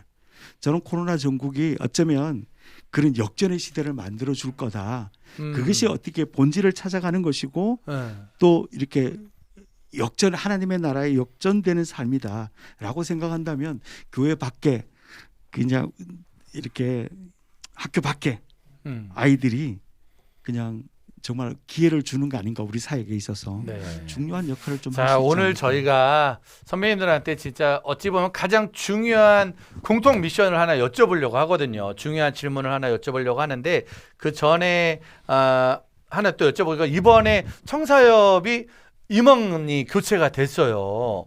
그렇죠. 신구 임원이 교체가 됐는데 아무튼 후배들이 그런 얘기는 하더라고요.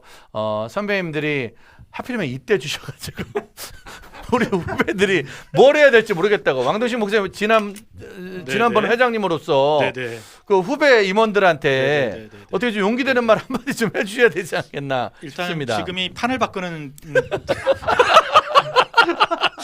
판을 바꾸는 거잖아요. 그래서 네. 판을 바꿔야 되는 거고 그리고 이제 저희들이 청소년 사역을 아직도 현장에서 하고는 있긴 한데 그래도 이제 역할들이 달라져야 되는 거고 또 저희들이 또 다음 준비를 하는 프로젝트들도 있어서 뭐 능히 감당할 수 있는 분들이 되시니까 이제 넘겨드릴 분은 넘겨드리는 거라고 생각이 들고요. 잘 하시면서 뭐 그러세요? 잘 하면서 아무튼 정사협의 새로운 리더십들과 함께 또 다른 코로나 시대에 네네. 새로 바뀌는 판을 이야기를 가겠습니다. 자, 중요한 건 오늘 제가 한번 이 얘기를 좀 듣고 싶어서 온 거예요. 이번 여름 어떻게 해야 되나 진짜로. 왜냐면은 대선배님들은 30년, 40년을 이 길을 걸어왔으니까 그동안에 수많은 일들이 있어도 임기응변에 어떤 뚫고 나간 대처 능력이 있을 텐데 지금 우리 신학생들, 우리 전사님들 이제 20대, 30대 초반 교회학교 사역을 처음 시작을 하는데 코로나 시대가 이미 1년이 넘어가니까 이번 여름이 정말 너무 큰 산인 거예요. 문재인 목사님 이번 여름 한 분이 이번 여름 한번 이런 걸 한번 도전해 보면 좋겠다라는 선배님들의 이야기 꼭 한번 듣고 싶은데요. 우선 먼저 말씀드리고 싶은 건요. 올해 새로 사역자가 되신 분들은 뭐 올해 처음 되시가 어쩔 수 없지만 작년부터 사역을 했던 분들이라면 지금도 우리 그 임 목사님 얘기한 것처럼 그런 고민하고 있으면 정말 게으른 사역자고 1년을 겪었는데 그러니까 올해 처음 사역자 된 사람이라면 올 여름 수련 어떻게 하지 이 고민이 이해가 돼요. 처음이니까. 근데 이미 작년 한번 했던 사람이 작년 1년을 겪었다 올해 와서 올 여름 수련 또 어떻게 하지? 겨울 수련 어떻게 하지? 라고 지금 와서 생각하고 있다면 그냥 대놓고 얘기하면 준비도 안 하고 무능력했다.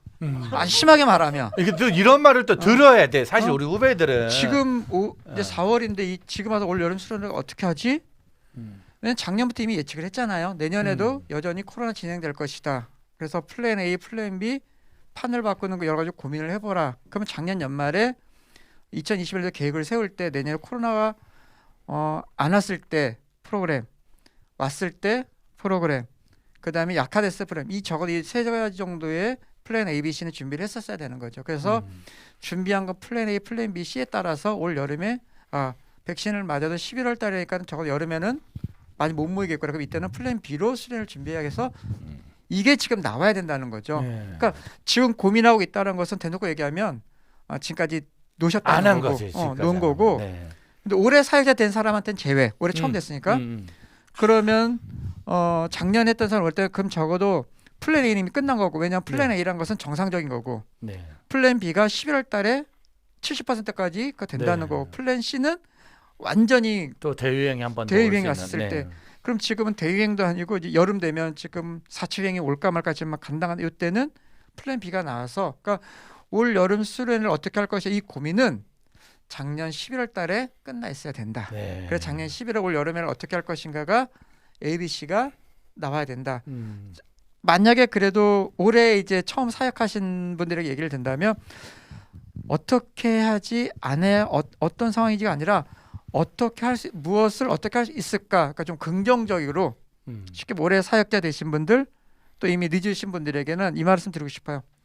올 여름 수련회 그냥 오니까 무엇을 어떻게 할까 아니라 무엇을 할 수 있을까 그 고민을 하고 기존 머릿속에 2박 3일 1박 2일 그 컨셉을 모두 깨라. 모조리 깨라. 모조리 깨고 그리고 왜 흩어져서 각 가정에서 쉽게 말해서 2박 3일 동안 아니면 이 하루 동안 있는 자리 그곳에서 원래 우리 수련회도 100이 오면 100명 다 만족 못 시켜요. 네. 20%만 보잖아요. 만약에 못 만나면 모두 각자 예를 들자면 아주 극한에 모일 수 못하고 그럼 각자의 자리에서 1박 2일 동안 성경 신약서 일독하자 미션을 주는 거예요. 그 적어도 20명 할 수 있을 거거든. 그럼 단 한 명도 1장 2장 읽고 자기 그 줌으로 찍고 왜냐 요새 스터디 줌 있잖아요.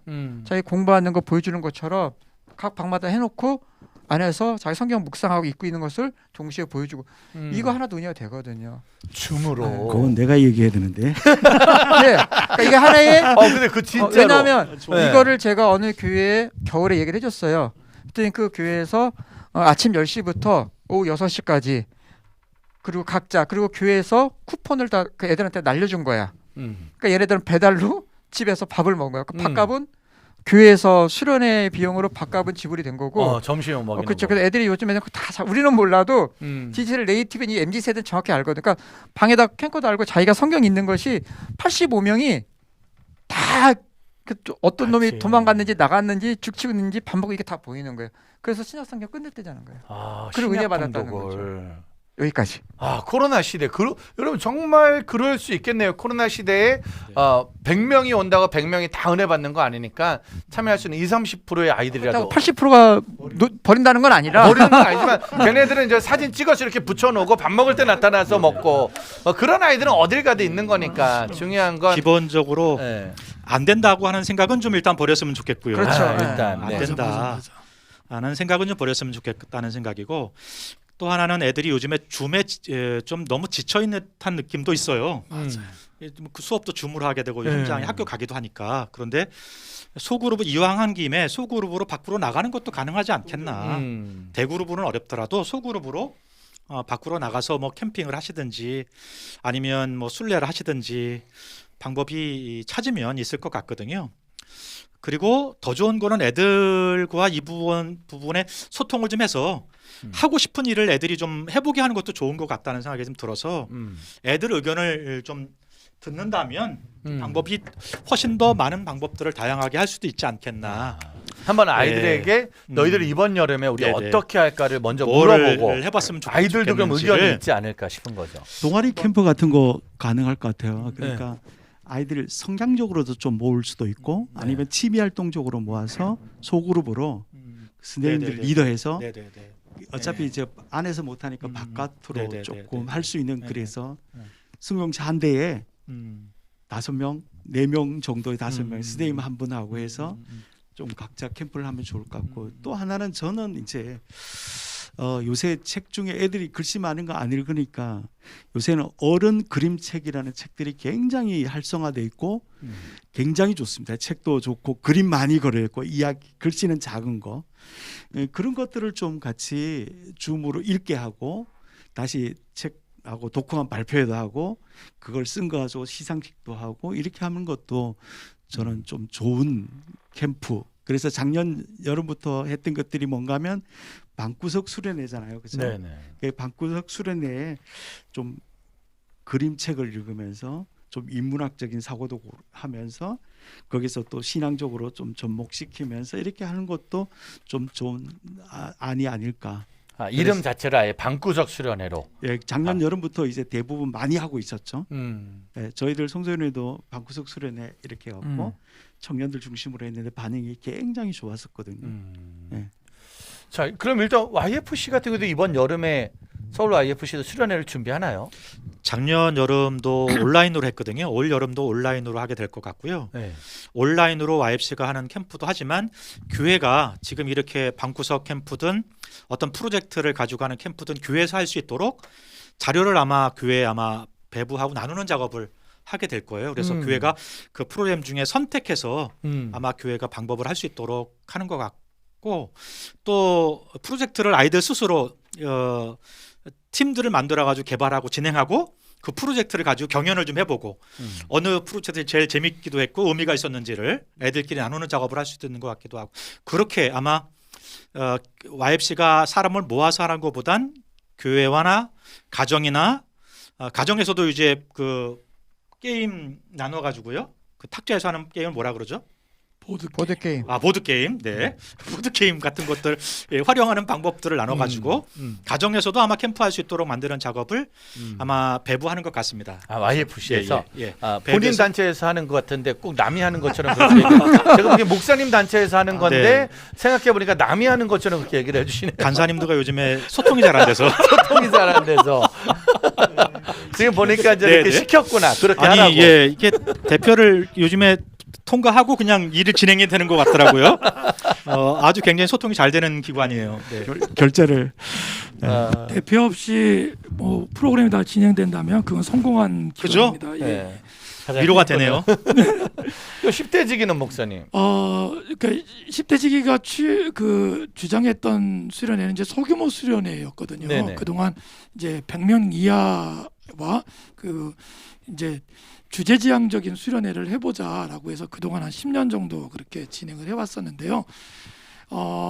그럼에도 불구하고 100명도 지금은 이제 너무 많은 인원이니까 저희가 100명을 어떻게 좀 잘라낼 수 있을까라고 하다가 우리 뭐 줌 안에서도 이제 서로 이렇게 동아리를 만들거나 방을 만들어서 운영을 할 수 있으니까 장점은 그거더라고요. 전에는 100명이 모일 수 있는 그 장소비가 저희한테는 굉장히 큰 돈이었고 그렇죠. 거기서 같이 식사하고 또 애들을 표현이 좀 이상하지만 좀 관리하고 뭐 이렇게 하는 게 좀 어려웠다면 지금 이제 비대면 수련회가 진행이 되면은 이때는 본질적인 게 워낙 아이들의 선택도 그렇고 또 집중될 수 있더라고요. 그러니까 아이들과 함께 학습을 하고 같이 코너를 운영을 하고 하는 것들도 대부분 다 교회별 소모임 중심으로 진행을 되는데 저희가 갖고 있는 수련회의 가장 큰 특징은 그 리더십을 과감하게 청소년들한테 이양을 시켜보자는 겁니다.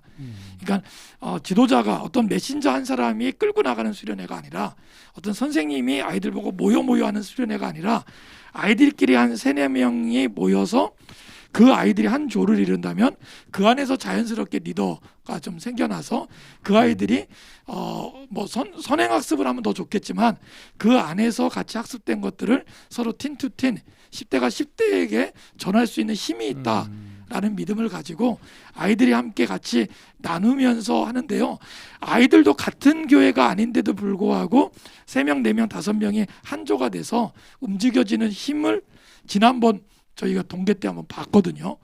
그럼 이번 하계 때도 그런 수련회를 좀 뭐 하루 수련회, 그러니까 길게 하는 거는 좀 안 되더라고요. 네. 하루 수련회나 아니면 뭐 1박 2일인데 잠은 자지 않은 이틀간의 수련회나 이런 주제 중심적으로 던져주고 아이들과 같이 한번 워크숍도 하고 같이 나누기도 하고 특히 나눔 중심으로 아이들의 목소리를 듣는 시간을 가지니까 실제 누구한테 전달받은 것보다는 학습 효과에 대한 폭이나 깊이는 잘 모르겠지만 아이들이 굉장히 즐거워한다라는 거는 사실인 것 같습니다. 그래서 청소년 중심 아이들이 실제 수련의 주인공이 될 수 있도록 좀 아이들을 좀 더 세워주는 작업을 해본다면 그 경험이 중요한 게 뭐냐면 요거까지 말씀드릴게요.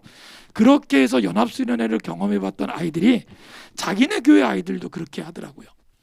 예, 그러니까 수련회에서 같이 얘기를 하니까 되네 라는 경험을 하는 아이들은 다시 자기네 교회 아이들 중에 몇몇 아이들을 같이 모아서 그런 작업들 뭐 물론 오프라인에서 모이면 좋겠지만 모일 수 없는 환경 속에서는 자기들이 특히 아이들 같은 경우 더 예민하더라고요.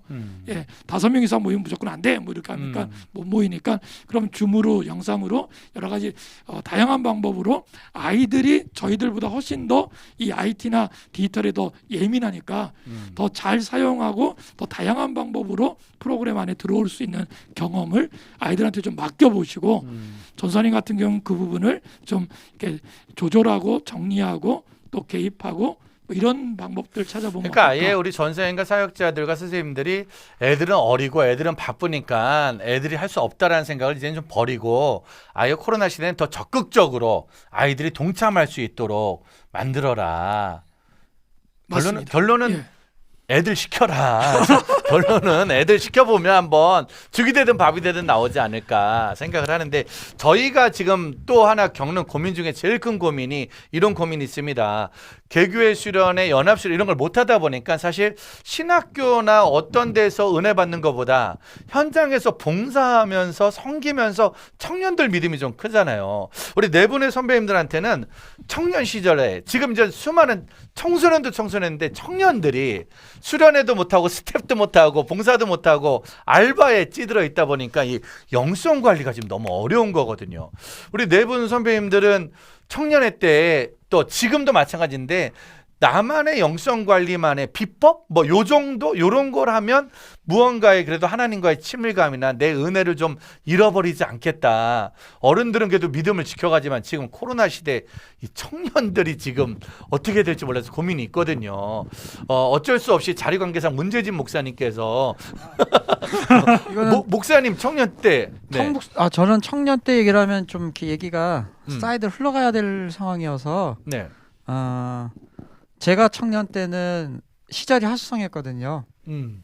80년대였기 때문에 사회 던지고. 혼란스럽기 때문에 돌 그래서 던지고. 저의 영성은 현장에 있었고 그다음에 길거리에 있었고 그 노동자 쪽에 있었고 그래서 그쪽에 있었기 때문에 그 일에 워낙 매몰돼 있었기 때문에 저는 이제 기독교적인 세계관을 가지고 그곳에 있었기 때문에 청년 시절 어떻게 보냈는지 따로 영성을 쌓는다 그런 거는 별로 없었던 것 같고 지금 이 코로나 시대에 우리 청년들 진짜 개교회 그래서, 청년들 어떻게 그거랑 지금 이제 접목시키기는 저는 힘든데 그거는 아마 저보다 汤목사님이 더 깊게 얘기해 줄 수 있지 않을까. 汤목사님 네. 네, 지금 우리 청소년 사역자들 20, 30대가 많잖아요. 근데 우리가 우리 영성을 지켜내는 게 너무 어려우니까. 그러니까 제가 아까도 좀 얘기했지만 그때 뭐 선교단체 이름 되지 않아도 그때 엄청난 청년들이 은혜 받았는데 지금 30대 40대 돼 갖고는 교회 청년들이 하나도 없거든요. 네. 그 많은 청년들이 다 나갔다는 거야. 그런데 제가 밖에서 지금 활동을 해보니까 그 청년들이 어디에 있는가 하면 밖에 있다는 거예요. 밖에. 그 밖에 가난한 청년들이 너무 많은 거야. 그런데 그게 보니까 지금 한국에는 밖에 청년 직장 다니는 청년들이 살롱 문화가 엄청 잘 돼 있어요. 그 인문학 뭐 중요하죠, 그렇죠? 그래서 소그룹으로 독서 모임들이 굉장히 잘 돼 있고 제가 하고 있는 그룹 안에도 젊은 청년들이 너무 많고 제가 참여하는 그룹에도 있고 그런데 저는 그래서 교회에서 청년들에게 그런 터닝 포인트를 바꿀 수 있는 메시지나 양육을 못 받으니까요. 밖에 나와서 받는 거죠. 저는 젊은 청년들이 지금 이 시기에는 어차피 소그룹도 안 되고요. 대그룹도 안 돼요. 그럼 자기 혼자만이 있어야 된다. 저는 다른 거 없다. 독서다는 거예요. 그 책을 통한 엄청난 자료들이 너무 많고요.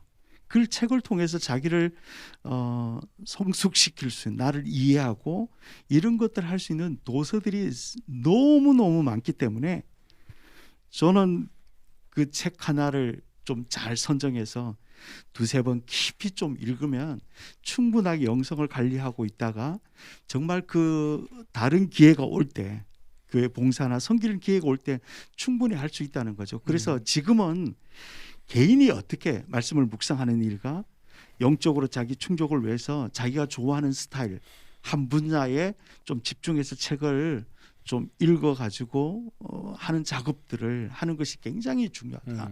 그래서 저는 그 관리를 교회에서 채울 수 없다면 저는 독서로 정말 혼자 좋은 사실 기회를 삼고 헬스장 처음 네. 등록했을 때 혼자 운동하는 거는 힘만 들고 어렵고 이틀 그래- 죽어라고 하고 일주일 쓰러지면 그 후로 한 번도 안 가니까 그러니까 그 책 읽는 사람들을 독서라든지 그런 운동도 연대할 수 있는 사람들 교회 하면 되죠. 리더가 네. 선배가 같이 해줘야 되는 거예요. 그렇죠. 그거를. 그러니까 근데- 사실은 웬만하면 사역자들이 안 하려고 하는. 근데 기본적으로 청년들이잖아요. 네. 근데 요즘에는 극과 극인 것 같아요. 진짜 신앙이 좋은 청년들이 너무 많고, 근데 그 친구들은 나름대로의 방법을 찾더라고요. 근데 이제 흔히 말해서 이제 교회를 오고 가고 하면서 영성의 공급을 받았던 친구들이 그걸 못 하게 되니까 계속 이제 바닥으로 길 수밖에 없는데 이제 그런 이제 보편적인 청년 이상하네. 하여튼 그런 청년들한테 좀 부탁하고 싶은 거는 자기만의 루틴을 좀 가져라. 신앙적인 루틴. 그러니까 나는 적어도 밥 먹을 때 기도하고 먹을 거야. 뭐 이런 거 하나를 좀 자기하고 약속한다든지 아니면 나는 점심시간 때 그래서 성경을 한 장을 읽어볼 거야. 그러니까 자기만이 할 수 있는 어떤 그 자기와의 약속. 그래서 그걸 지키기 위해서 그 행위를 계속하다 보면 그 행위 속에서 자기만의 또 깨달음도 있지 않을까라는 생각을 하거든요. 근데 그런 패턴을 갖고 있는 사람과 갖고 있지 않는 사람은 확실히 다르다. 그러니까 좀 웃긴 것도 괜찮다. 자기는 아침에 좀 자신 있는 사람은 아침에 일어나서 자기는 어떤 신앙적인 어떤 행위, 아까 우리 탕 목사님 말씀 주신 것처럼 내가 경건서적을 한 페이지는 읽을 거야. 뭐 이렇게 하든지 아니면 뭐 하다못해 비구자일 거 이건 아닌가요? 아무튼 어떤 거든지 자기만의 루틴을 좀 가져달라. 그래서 그것을 이 코로나가 끝날 때까지 내가 쭉 한번 이어보겠다. 사실은 제가 박혜동 우리 선배 목사님 얘기를 들으면서 코로나가 준 제일 큰 슬픔이 우리가 현장에서 강의를 하면 아까처럼 비구자일 거야 이럴 때 그냥 빵빵 터지거든요. 그냥 빵빵 터지면서 더 재밌게 하고 싶은 열망이 나오는데 이게 영상 시대는 아무도 안 웃어주니까 극도로 자신감을 잃어버리는 거야. 분명히 재미난 얘기였는데 웃는지 안 웃는지 모르니까 재미난 얘기였어요? 극도로 소심해지시는 진짜 코로나 시대에 강의하러 다니는 게 너무 어려운 그러게요. 것 같아요. 영상이라는 게 힘든 것 같아요. 그런데 탕 목사님 말씀하신 개인적인 서적도 굉장히 좋을 것 같고 영성 훈련도 좋을 것 같고 그럼에도 불구하고 현장에서 뭔가를 얻으려고 노력하는 것이 좀 필요할 것 같아요. 여전히. 그래서 기관에서 캠프를 대규모로 하는 것이 어려워지는 게 사실이고 그런 부분에 가서 봉사하는 게 쉽지는 않은 상태가 되어버려가지고 쉽지는 않을 것 같긴 하지만 교회가 좀 그런 기회를 좀 주시면 어떨까라는 생각이 좀 들고 여전히 청년들이 현장에서 뭔가를 좀 하려고 하는 노력이 좀 필요할 것 같아요.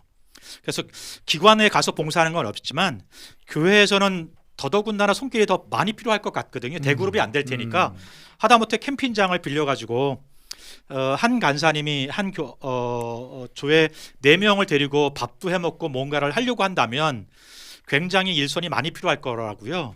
그런 부분 속에서 교회가 좀 그 현장에서 뭔가를 느낄 수 있도록 만들어주는 작업을 코로나이기 때문에 훨씬 더 잘할 수 있을 것 같고 해주셔야 될 것 같고 청년들 스스로도 그 교회 사역자들을 좀 귀찮게 하실 필요가 있지 않겠나. 너무 교회 사역자들 많이 쉬셨어요. 그러니까 청년들이 좀 귀찮게 해야 될 것 같아요. 같이 하자, 뭘 하자. 전사님, 움직이자. 목사님 찾아가서 귀찮게 하고 대그룹은 못 모이지만 4명까지는 공식적으로 되는 거잖아요. 그래서 1박이든 2박이든 책을 가지고 토론하든 기도하든 뭐 삼각산을 가든 요즘에 삼각산 안 가나 보죠.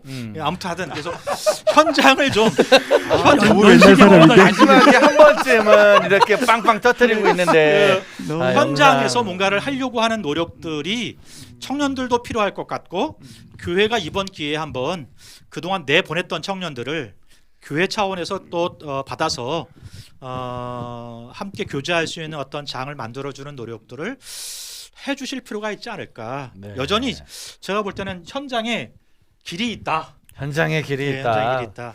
제가 하나만 더 붙이면 지금 이제 청년들에게 이제 계속 어떻게 했으면 좋겠다, 어떻게 좋겠다 했는데 이제 저는 반대로 이제 또 하나 이제 덧붙이면 과연 그런 청년들이 그 사역자를 찾아오게끔 그 교회를 찾아오게끔 그동안의 교회들이 신뢰감을 주고 인정받았었는가.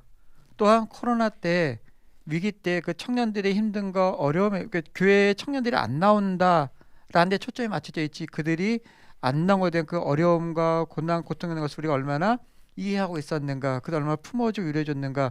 청소년과 청년은 완전히 다르거든요. 청년이 되게 힘들어하고 어려워하고 아예 진로를 포기하는 잠재적 쉬고 있는 그 청년 퍼센트가 작년 말부터 올해 되게 늘어났거든요. 그럼 교회에선 여전히 그거죠. 청년 어떻게 교회 오게 할까? 청년 떠났다. 이 생각만 한다죠. 그들을 어떻게 위로하고 그들이 어려움 무엇이고 그들이 힘든 것이 무엇이 있는가.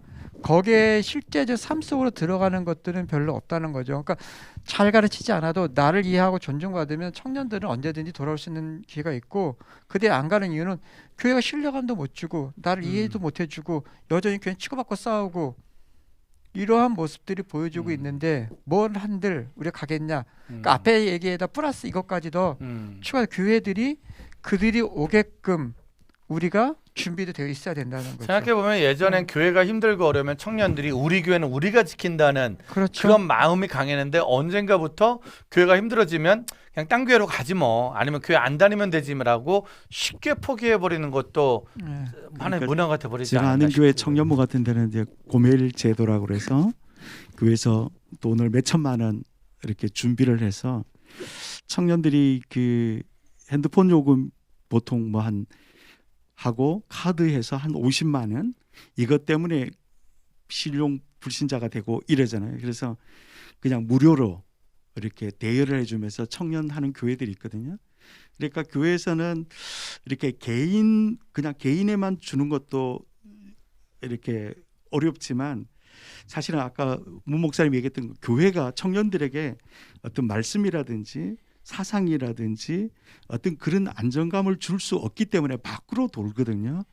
그러면 그것을 밖으로 도는 아이들을 청년의 프로그램을 통해서 그런 제도들을 통해서 안으로 좀 모아놓고 그 안에 있는 아이들을 연대로서 같이 도와주고 또 밖에 있을 때는 밖으로 나갈 때는 개인적으로 어떤 경건 훈련할 수 있도록 도와주는 이 프로그램들이 조금 조화를 이룰 수만 있다면 지금 위기 때도 청년 잘 되는 교회들이 있거든요. 그런 것들을 좀 연대하면서 사역하는 것도 굉장히 중요한 아이디어가 아닐까.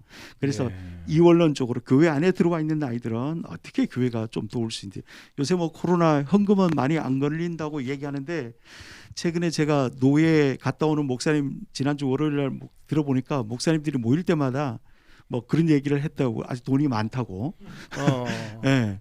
돈이 헌금은 남아있다고. 사실 많이 줄진 않았고 그러니까 왜냐면 헌금 많이 안 줄지 내는 않고 분들은 돈이 어차피 쓰지 예전에도 안 내는 않는다는데 분들이고 그 돈을 정말 교회가 이번 기회에 다음 세대들 어린이 청소년 청년들을 위해서 좀 쓸 수 있도록 좀 크게 좀 교회가 그런 역할을 했으면 근데 좋겠고 저희가 몇 번 얘기를 했는데요. 저도 교회를 다니면서 장로님들이 그런 좀 얘기를 들어보니까 이렇게 해야 될 것 같아요. 교육비가 투자가 안 돼서 많이 모여져 있는데 내년에 헌금이 줄 것이 예상되기 때문에 킵을 해놔야 된다.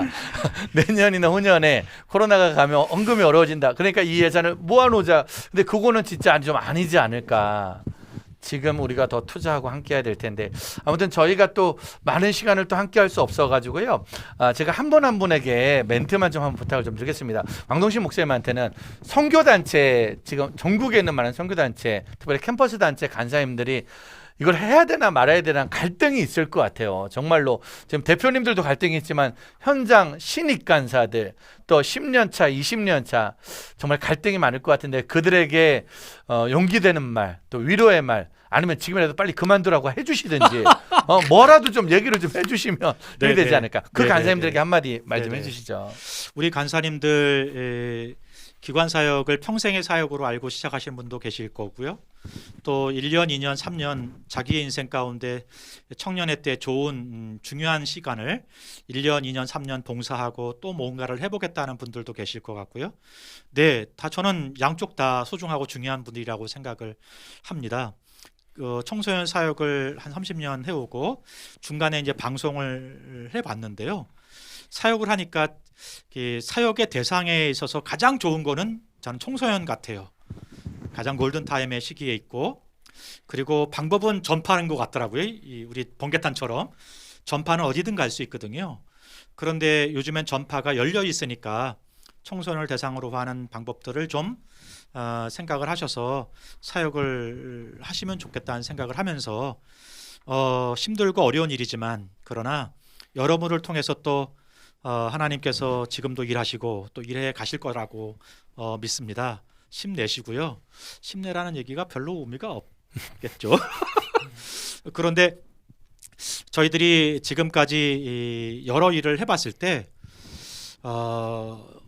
기관에서 그동안 경험했던 일들이 저를 키웠고 또 저를 통해서 또 누군가가 또 그렇게 복음을 듣고 예수를 알아갔을 때 여전히 소식을 주는 소식을 통해서 위로를 받거든요. 하나님이 결국은 이렇게 사람을 통해서 일해 가신다고 생각합니다. 그러니까 여러분 있는 자리에서 어떤 일을 맡으셨든지 그 일 가운데 성실하게 일해 나가신다 그러면 하나님께서 여러분을 통해 누군가를 변화시키고 또 일하신다는 믿음으로 오늘도 수고하시는 거 멈추지 마시고 애써서 함께 계속 동역해 주시면 감사하겠습니다. 네, 목사님, 결론은 지금은 그만둘 때가 아니다. 지금은 조금 더 수고해 주셔야 될 때가 아닌가 싶습니다. 박현동 목사님께는 여름 겨울마다 정말 애들 많이 만나셨잖아요. 근데 우리가 지금 작년 여름부터 애들을 못 만나고 있지 않습니까? 우리 아이들한테 코로나 시대 현장에서 우리가 못 만나도 믿음 잃지 말고 우리 다음에 열리는 날까지 믿음 지키자는 우리 청소년들에게 좀 한마디 좀 해주시죠. 예, 우리 뭐 실제 청소년들을 앞에다 놓고 설교를 해본 지가 거의 이제 1년 거의 넘어갔죠. 이제 네. 작년 2월 달 첫째 주까지 만났던 것 같아요. 그래서 둘째 주 이후부터 못 만났고 또 그 이후에 이제 가끔 교회를 찾아가서 만나긴 했는데 대부분 이제 임원들만 앉혀놓고 영상 앞에서 설교를 하거나 뭐 이렇게 했었는데요. 뭐 저희 사역자만큼 우리 청소년들도 좀 답답할 것 같아요. 특히 이제 앞에서 찬양 리더했던 친구들, 또 임원했던 친구들, 또 뭔가 열정이 있었던 친구들은 더 많이 답답해하고 임원 달고 1년 동안 교회 한 번도 못 온 임원들도 있을 테니까 얼마나 속상하겠어요. 그럼에도 불구하고 이 누구나 상상하지 못했던 일인데 그 일이 일어났잖아요. 그러면 이 경험이 앞으로 여러분들이 인생을 살면서 예의치 못했던 일들이 일어날 것이라는 것을 이제 한번 온몸으로 경험했으니까 이 경험 속에서 여러분들이 하나님을 만나는 방법들을 여러분들 나름대로의 방법으로 찾아오셨던 것처럼 여러분들이 좀 그렇게 찾아가는 모습을 찾아가 주셔서 너무 고맙습니다라는 얘기를 좀 드리고 싶고요. 잘 견뎌주시고 잘 버텨주시는 게 내년에 이제 또 우리가 올 하반기나 내년에 우리가 오프라인에서 만날 때 다시 한번 또 하나님 앞에 갈 수 있지 않을까라는 생각을 해보고요. 그러면서도 또 억지로 나왔던 우리 친구들 있잖아요. 이때 손들면 안 됩니다. 억지로 엄마 때문에 아빠 때문에 뭐 이제 친구 때문에 왔던 친구들인데 안 나오니까 속 시원하다. 뭐 안 가도 된다. 뭐 이렇게 편안하게 생각하는데 그게 너무 기니까 혹시 너무 심심하지 않을까라는 생각하는데요. 우리 그 친구들한테 이제 속히 찾아갈 겁니다. 그러니까 기다려 주시고 교회만큼 또 이때 우리가 신앙생활 안에서 같이 만나는 친구들만큼 찐 친구가 없잖아요. 여러분 교회에서 만나는 친구들과 함께 또다시 교회 안에서 또 많이 가질 수 있는 그 기쁨이 있거든요. 그 즐거움이 있으니까요. 내년 올해 말 아니면 내년 다시 또 찾아가는 많은 또 우리 선배님들 또 우리 전사님들 목사님들 또 우리 친구들 기억해 주시고 조금만 더 기다려 주셨으면 좋겠습니다. 교회가 여러분들을 찾아갈 겁니다. 네, 우리 청소년들 물론 이제 조금 더 기다리다가 졸업하는 아이들도 분명히 있을 거예요. 이제 그거는 그냥 그러려니 하시고 졸업하는 친구들은 좀 잘 버텨주시고 졸업하기 전에 친구들 진짜 잘 버텨서 믿음으로 이겨내 주시길 바라겠습니다. 자, 문재진 목사님 그래도 누구보다 사실 교회 공과 통합 측에서 제일 많이 만들고 매년마다 기독교 교육은 어쩔 수 없이 숙제잖아요. 근데 코로나 시대라는 시대적 위기 가운데도 이번 여름에도 또 공과 또 교재들이 나오는 거잖아요. 그렇죠. 근데 그 나온 것들을 선생님들이 해야 되는 거잖아요. 제가 속해 있는 교단의 청소년 교재 원고 마감이 오늘로 끝이에요. 네. 이제 편집이 나서 이제 교과 여름용 교과 교재가 만들어집니다. 네. 뭐 합동측 교단이든 통합측 교단 만들어지고 있는데 이번에 컨셉은 다 그거죠.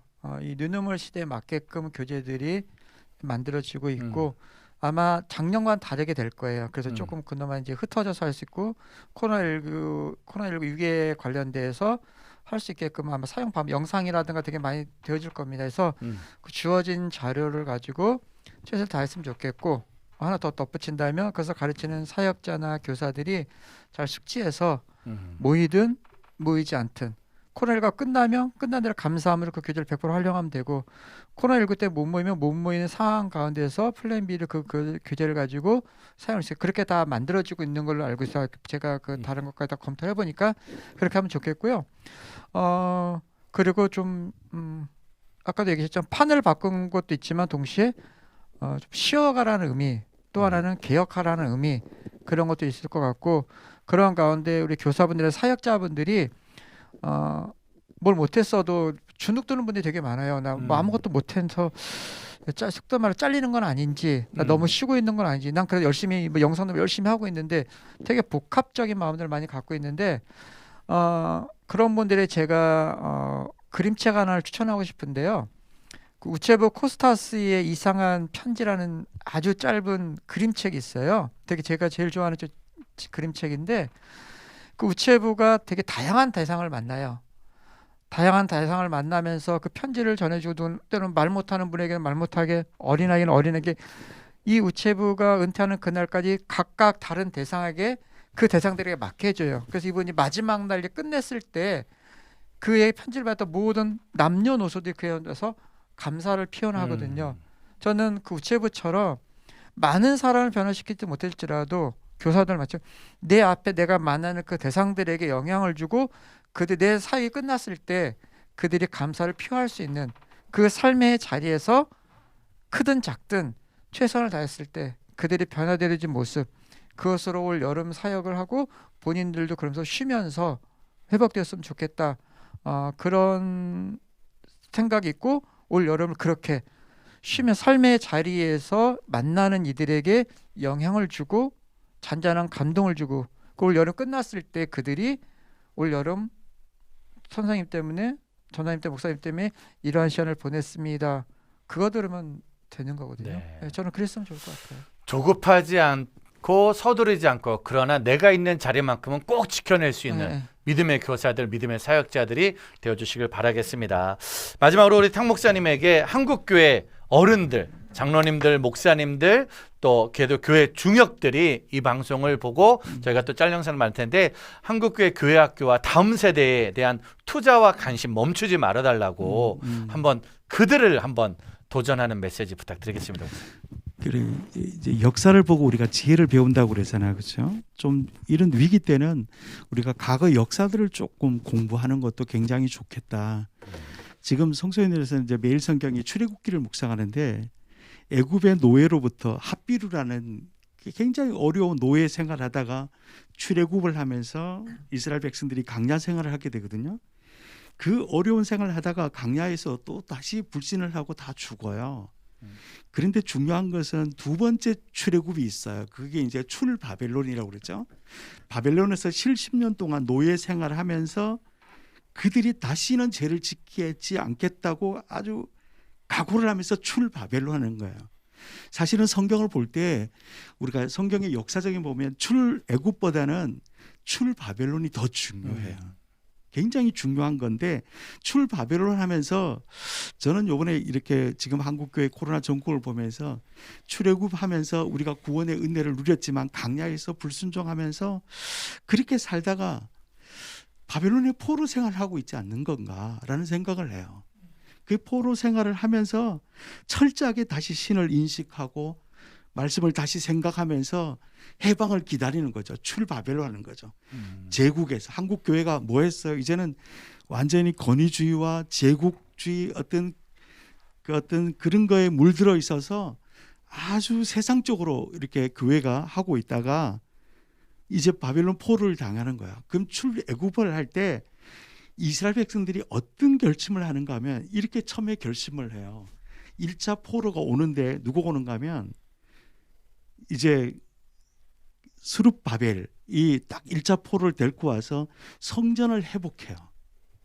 성전 공사를 끝나고 나면 2차로 에스라가 다시 포로를 기한하면서 뭐 하는가 하면 말씀 운동을 펼쳐요.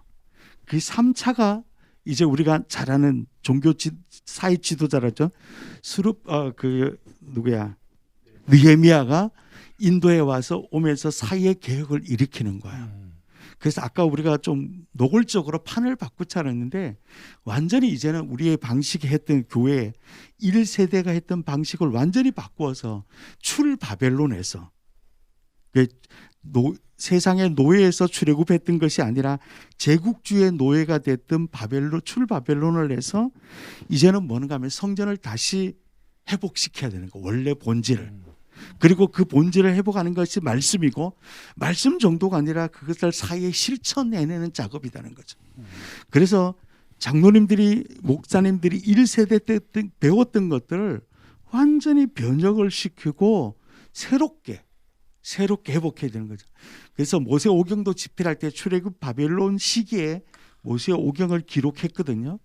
그런 회복의 역사가 일어나는 아주 그런 운동을 펼치는 이것을 다시 그런 계획을 일으키지 않으면 한국 교회는 없다라고 생각하고 성경에서 답을 찾지 말고 길을 찾아내는 그래서 역사를 배우면서 좀 지혜를 얻어가는 그런 사고를 좀 얻었으면 좋겠다. 코로나 그러면- 시대 이전에도 네. 예. 매일 성경이었고 코로나 시대에도 매일 성경. 저는 진짜. 이 말씀을 들으면서 한국 교회가 이전에 중고등부 청년들은 교육생으로 생각했거든요. 네. 수혜를 주고 따라오면 되는 걸로 생각을 했는데 이제 요즘에 아이들이 그런 세대가 아니잖아요. 피교육생이 아니라 그들 스스로 뭔가를 결정하고 주도해야만이 동참하는 시대거든요. 그러니까 교회가 이제는 그 피교육생으로 그 교회가 하는 것들을 이렇게 주워 먹고 따라오기만 하면 돼라고 하는 차원에서 이제는 좀 판을 좀 바꿀 필요가 있을 것 같아요. 그들이 뭔가 선택하게 해주고 교회를 이끌어갈 수 있는 리더가 되고 그 리더 그룹에 교회의 무언가를 결정하는 리더 그룹에 그들이 참여할 수 있도록 해주는 작업이 좀 돼야 될 필요가 있을 것 같아요. 그래요. 아까 청소년들한테도 우리가 2004년인가 뭐 얘기해서 좀 그렇긴 한데 강우병 때 촛불을 들었던 애들이 중학생들이거든요. 지금 우리가 뭐 코로나 전국이라 그러지 말고 그 아이들이 그 촛불을 들었던 것들이 한국 사회를 바꿨단 말이에요. 청소년들이 어려운 일에 도전하고 정말 용기를 좀 가졌으면 좋겠어요. 그냥 우리 아무것도 안 돼, 교회도 안 되고 학교도 안 돼. 그래서 그냥 방구석에 처박혀 있지 않고 나와야 되는 거죠. 나와서 좀 용기를 가지고 교회를 바꾸고 저는 1세대가 장로님들 얘기하라고 그랬지만 바뀌지 않는다고 생각하거든요. 저는 바꾸려고 들은 게 아니라 판을 넘기면 되는 거거든요. 네. 본 의견은 저희 방송국 네. 의견과는 전혀 상관이 없을 수 판을 있다는 넘기면 거. 되는. 저희 전혀 상관이 없을 수 있다는 거. 용기를 가졌어요. 아니, 청소년 청년들이 코로나 때 답답하고 힘드니까 카페 가서 3명씩 커피를 마시더라고요. 근데 고인원들이 교회로는 못 가더라고 또. 그러니까 진짜 믿음의 청소년 청년들이 교회 안에서 할 수 있는 무언가에 용기를 내서 도전해야 되지 않을까. 오늘 잠깐 든 소망이 있다면 청사연 목사님들 30분 모셔가지고 아침 9시부터 밤 9시까지 이거 계속 한번 해야 되지 않을까. 좀 시간이 너무 다 갔거든요. 그냥 이제 마지막 인사만 제가 부탁드리고 다음번 두 번째 만남을 좀 준비해야 될 것 같은데 박 목사님 오늘 어떠셨어요? 뭐 후배들도 그렇고요. 다음 세대 사역자분들한테 뭔가를 말한다는 게 사실 조심스럽긴 한데 누군가는 말해야 또 들을 수 있을 것 같아서 꼰대 같은 얘기지만 함께 동행해 준다는 생각을 했는데 이제는 그분들이 이제 젊은 우리 후배들이 저희들과 같이 동행을 좀 해줬으면 좋겠어요. 그래서 오늘 같이 얘기를 나눌 수 있는 좋은 기회를 주셔서 고맙고요. 앞으로는 현장에서 만나더라도 이제는 선배 입장에서 뭔가 얘기한다기보다는 같은 얘기들을 좀 나눌 수 있는 대상들이 더 많아졌으면 좋겠다. 오늘 그 시발점이었으면 좋겠다. 근데 현장 감각 여전히 살아계신다 형님. 자, 끝까지 배우겠습니다. 자, 왕 목사님 오늘 어떠셨는지? 네, 요즘에 라떼는 마리아라는 이야기를 조심해야 된다고 말씀들을 하시는데요. 네, 그렇지만 또 라떼 일어났던 일들에 대해서 또 서로 또 존중하고 귀 기울일 필요도 있을 것 같다는 생각이 듭니다. 그래서 들어주고 또 존중해주고 존경해주고 이런 일들이 우리 사역 일어나는 현장에서 그리고 교회에서 우리가 경험하는 일상이 됐으면 어떨까 그런 생각을 해보게 됐습니다. 네, 맞습니다. 감사하고요. 탕 목사님 오늘 어떠셨는지? 저도 뭐 두서없이 얘기했지만 그 엘리야 시대에 숨은 7,000명이 있었고 눈에 보이지 않는 변화들이 없고 결과들이 없지만 잠재적인 그리스도인들이 있다 생각하고 지금은 내가 열매를 거두지 못하지만 내 뒤에 다음 사람이 거둘 수 있도록 그런 역할이라도 할 수 있다면 그것도 하나님 보시기에 기뻐하는 일이 아닐까. 눈에 보이는 거 생각하지 말고 우리 공부했던 것처럼 좀 멀리 보면서 통찰력을 가지고 용기를 가지고 그냥 사역했으면 참 좋겠습니다. 힘내시길 바랍니다. 감사합니다. 문 목사님 오늘 예, 청소년 사역 현장에서 되게 많이 힘드시고 어려우실 텐데요. 많이 교회 학교도 없고 아이들도 줄어들었다고 많이 얘기들 해서 더 많이 위기들을 갖고 있는데요. 부탁드리고 싶은데요. 교회 학교에 아이들이 없죠. 근데 소위 말하는 MZ 세대가 약 1,500, 1,700만 명입니다. 그러니까 지금 바깥에 1,500, 1,700만 MZ 세대들이 있어요. 교회 교회 학교가 없고 교회 아이들이 없는 것이지 바깥에는 1,500명이 넘는 아이들이 있습니다. 그 아이들의 소망을 두시고 그들에 또 어떻게 접근할 건가? 이 코로나 이 위기에 전략을 잘 짜서 코로나가 길 건 아니니까 끝난 다음에 내가 1,500만 명, 1,700만의 MZ 세대를 어떻게 만나서 다시 교회로 들어오게 해서 같이 신나게 사역할 것인가? 거기에 소망을 두고 이 어려움을 이겨내고 너무 염려하지 않았으면 좋겠어요. 아이들 또 염려가 그 헬라에서 분석해 보면 나누어지다 분열시켜서 찢어지다 하거든요. 그리고 이거 정신병까지 흘러가요. 그러니까 염려하지 마시고 좋아질 거다. 세상엔 1,700명이 있다. 그들을 하나님 나라 사역자로 부르셨다. 그 소망을 가지고 이 시기를 이겨냈으면 좋겠다. 여기까지입니다. 네. 감사합니다. 오늘 네 분의 선배 목사님들 모시고 청소년 사역 이야기 들어봤습니다. 어떤 분들이 그렇게 저한테 물어보더라고요. 어떻게 해서 이렇게 선배님들을 한꺼번에 다 모실 수 있냐고 저한테 야 목사님 대단하다는 얘기를 많이 했는데 제가 이 선배님들 15년, 20년째 바라보고 있는데 엄청 쉬운 분들입니다. 이런 말이 맞을지는 잘 모르겠지만 밥 사달라면 엄청 좋아하고 만나고 싶다 그러면 엄청 좋아하는 약간 쉬운 남자들이 모여있는 데가 청사협이 아닌가. 다른 우리 후배 사역자님들 힘들고 어려워도 포기하지 마시고 선배님들 만날 수 있는 자리 꼭 만드셔서 여러분들의 개인적인 또한 전체적인 다음 세 사역 이야기 좋은 조언들 많이 들을 수 있으면 좋겠습니다. 다음번에 꼭 다시 모실 걸 약속드리고 오늘은 여기서 인사드리겠습니다. 감사합니다. 감사합니다. 감사합니다.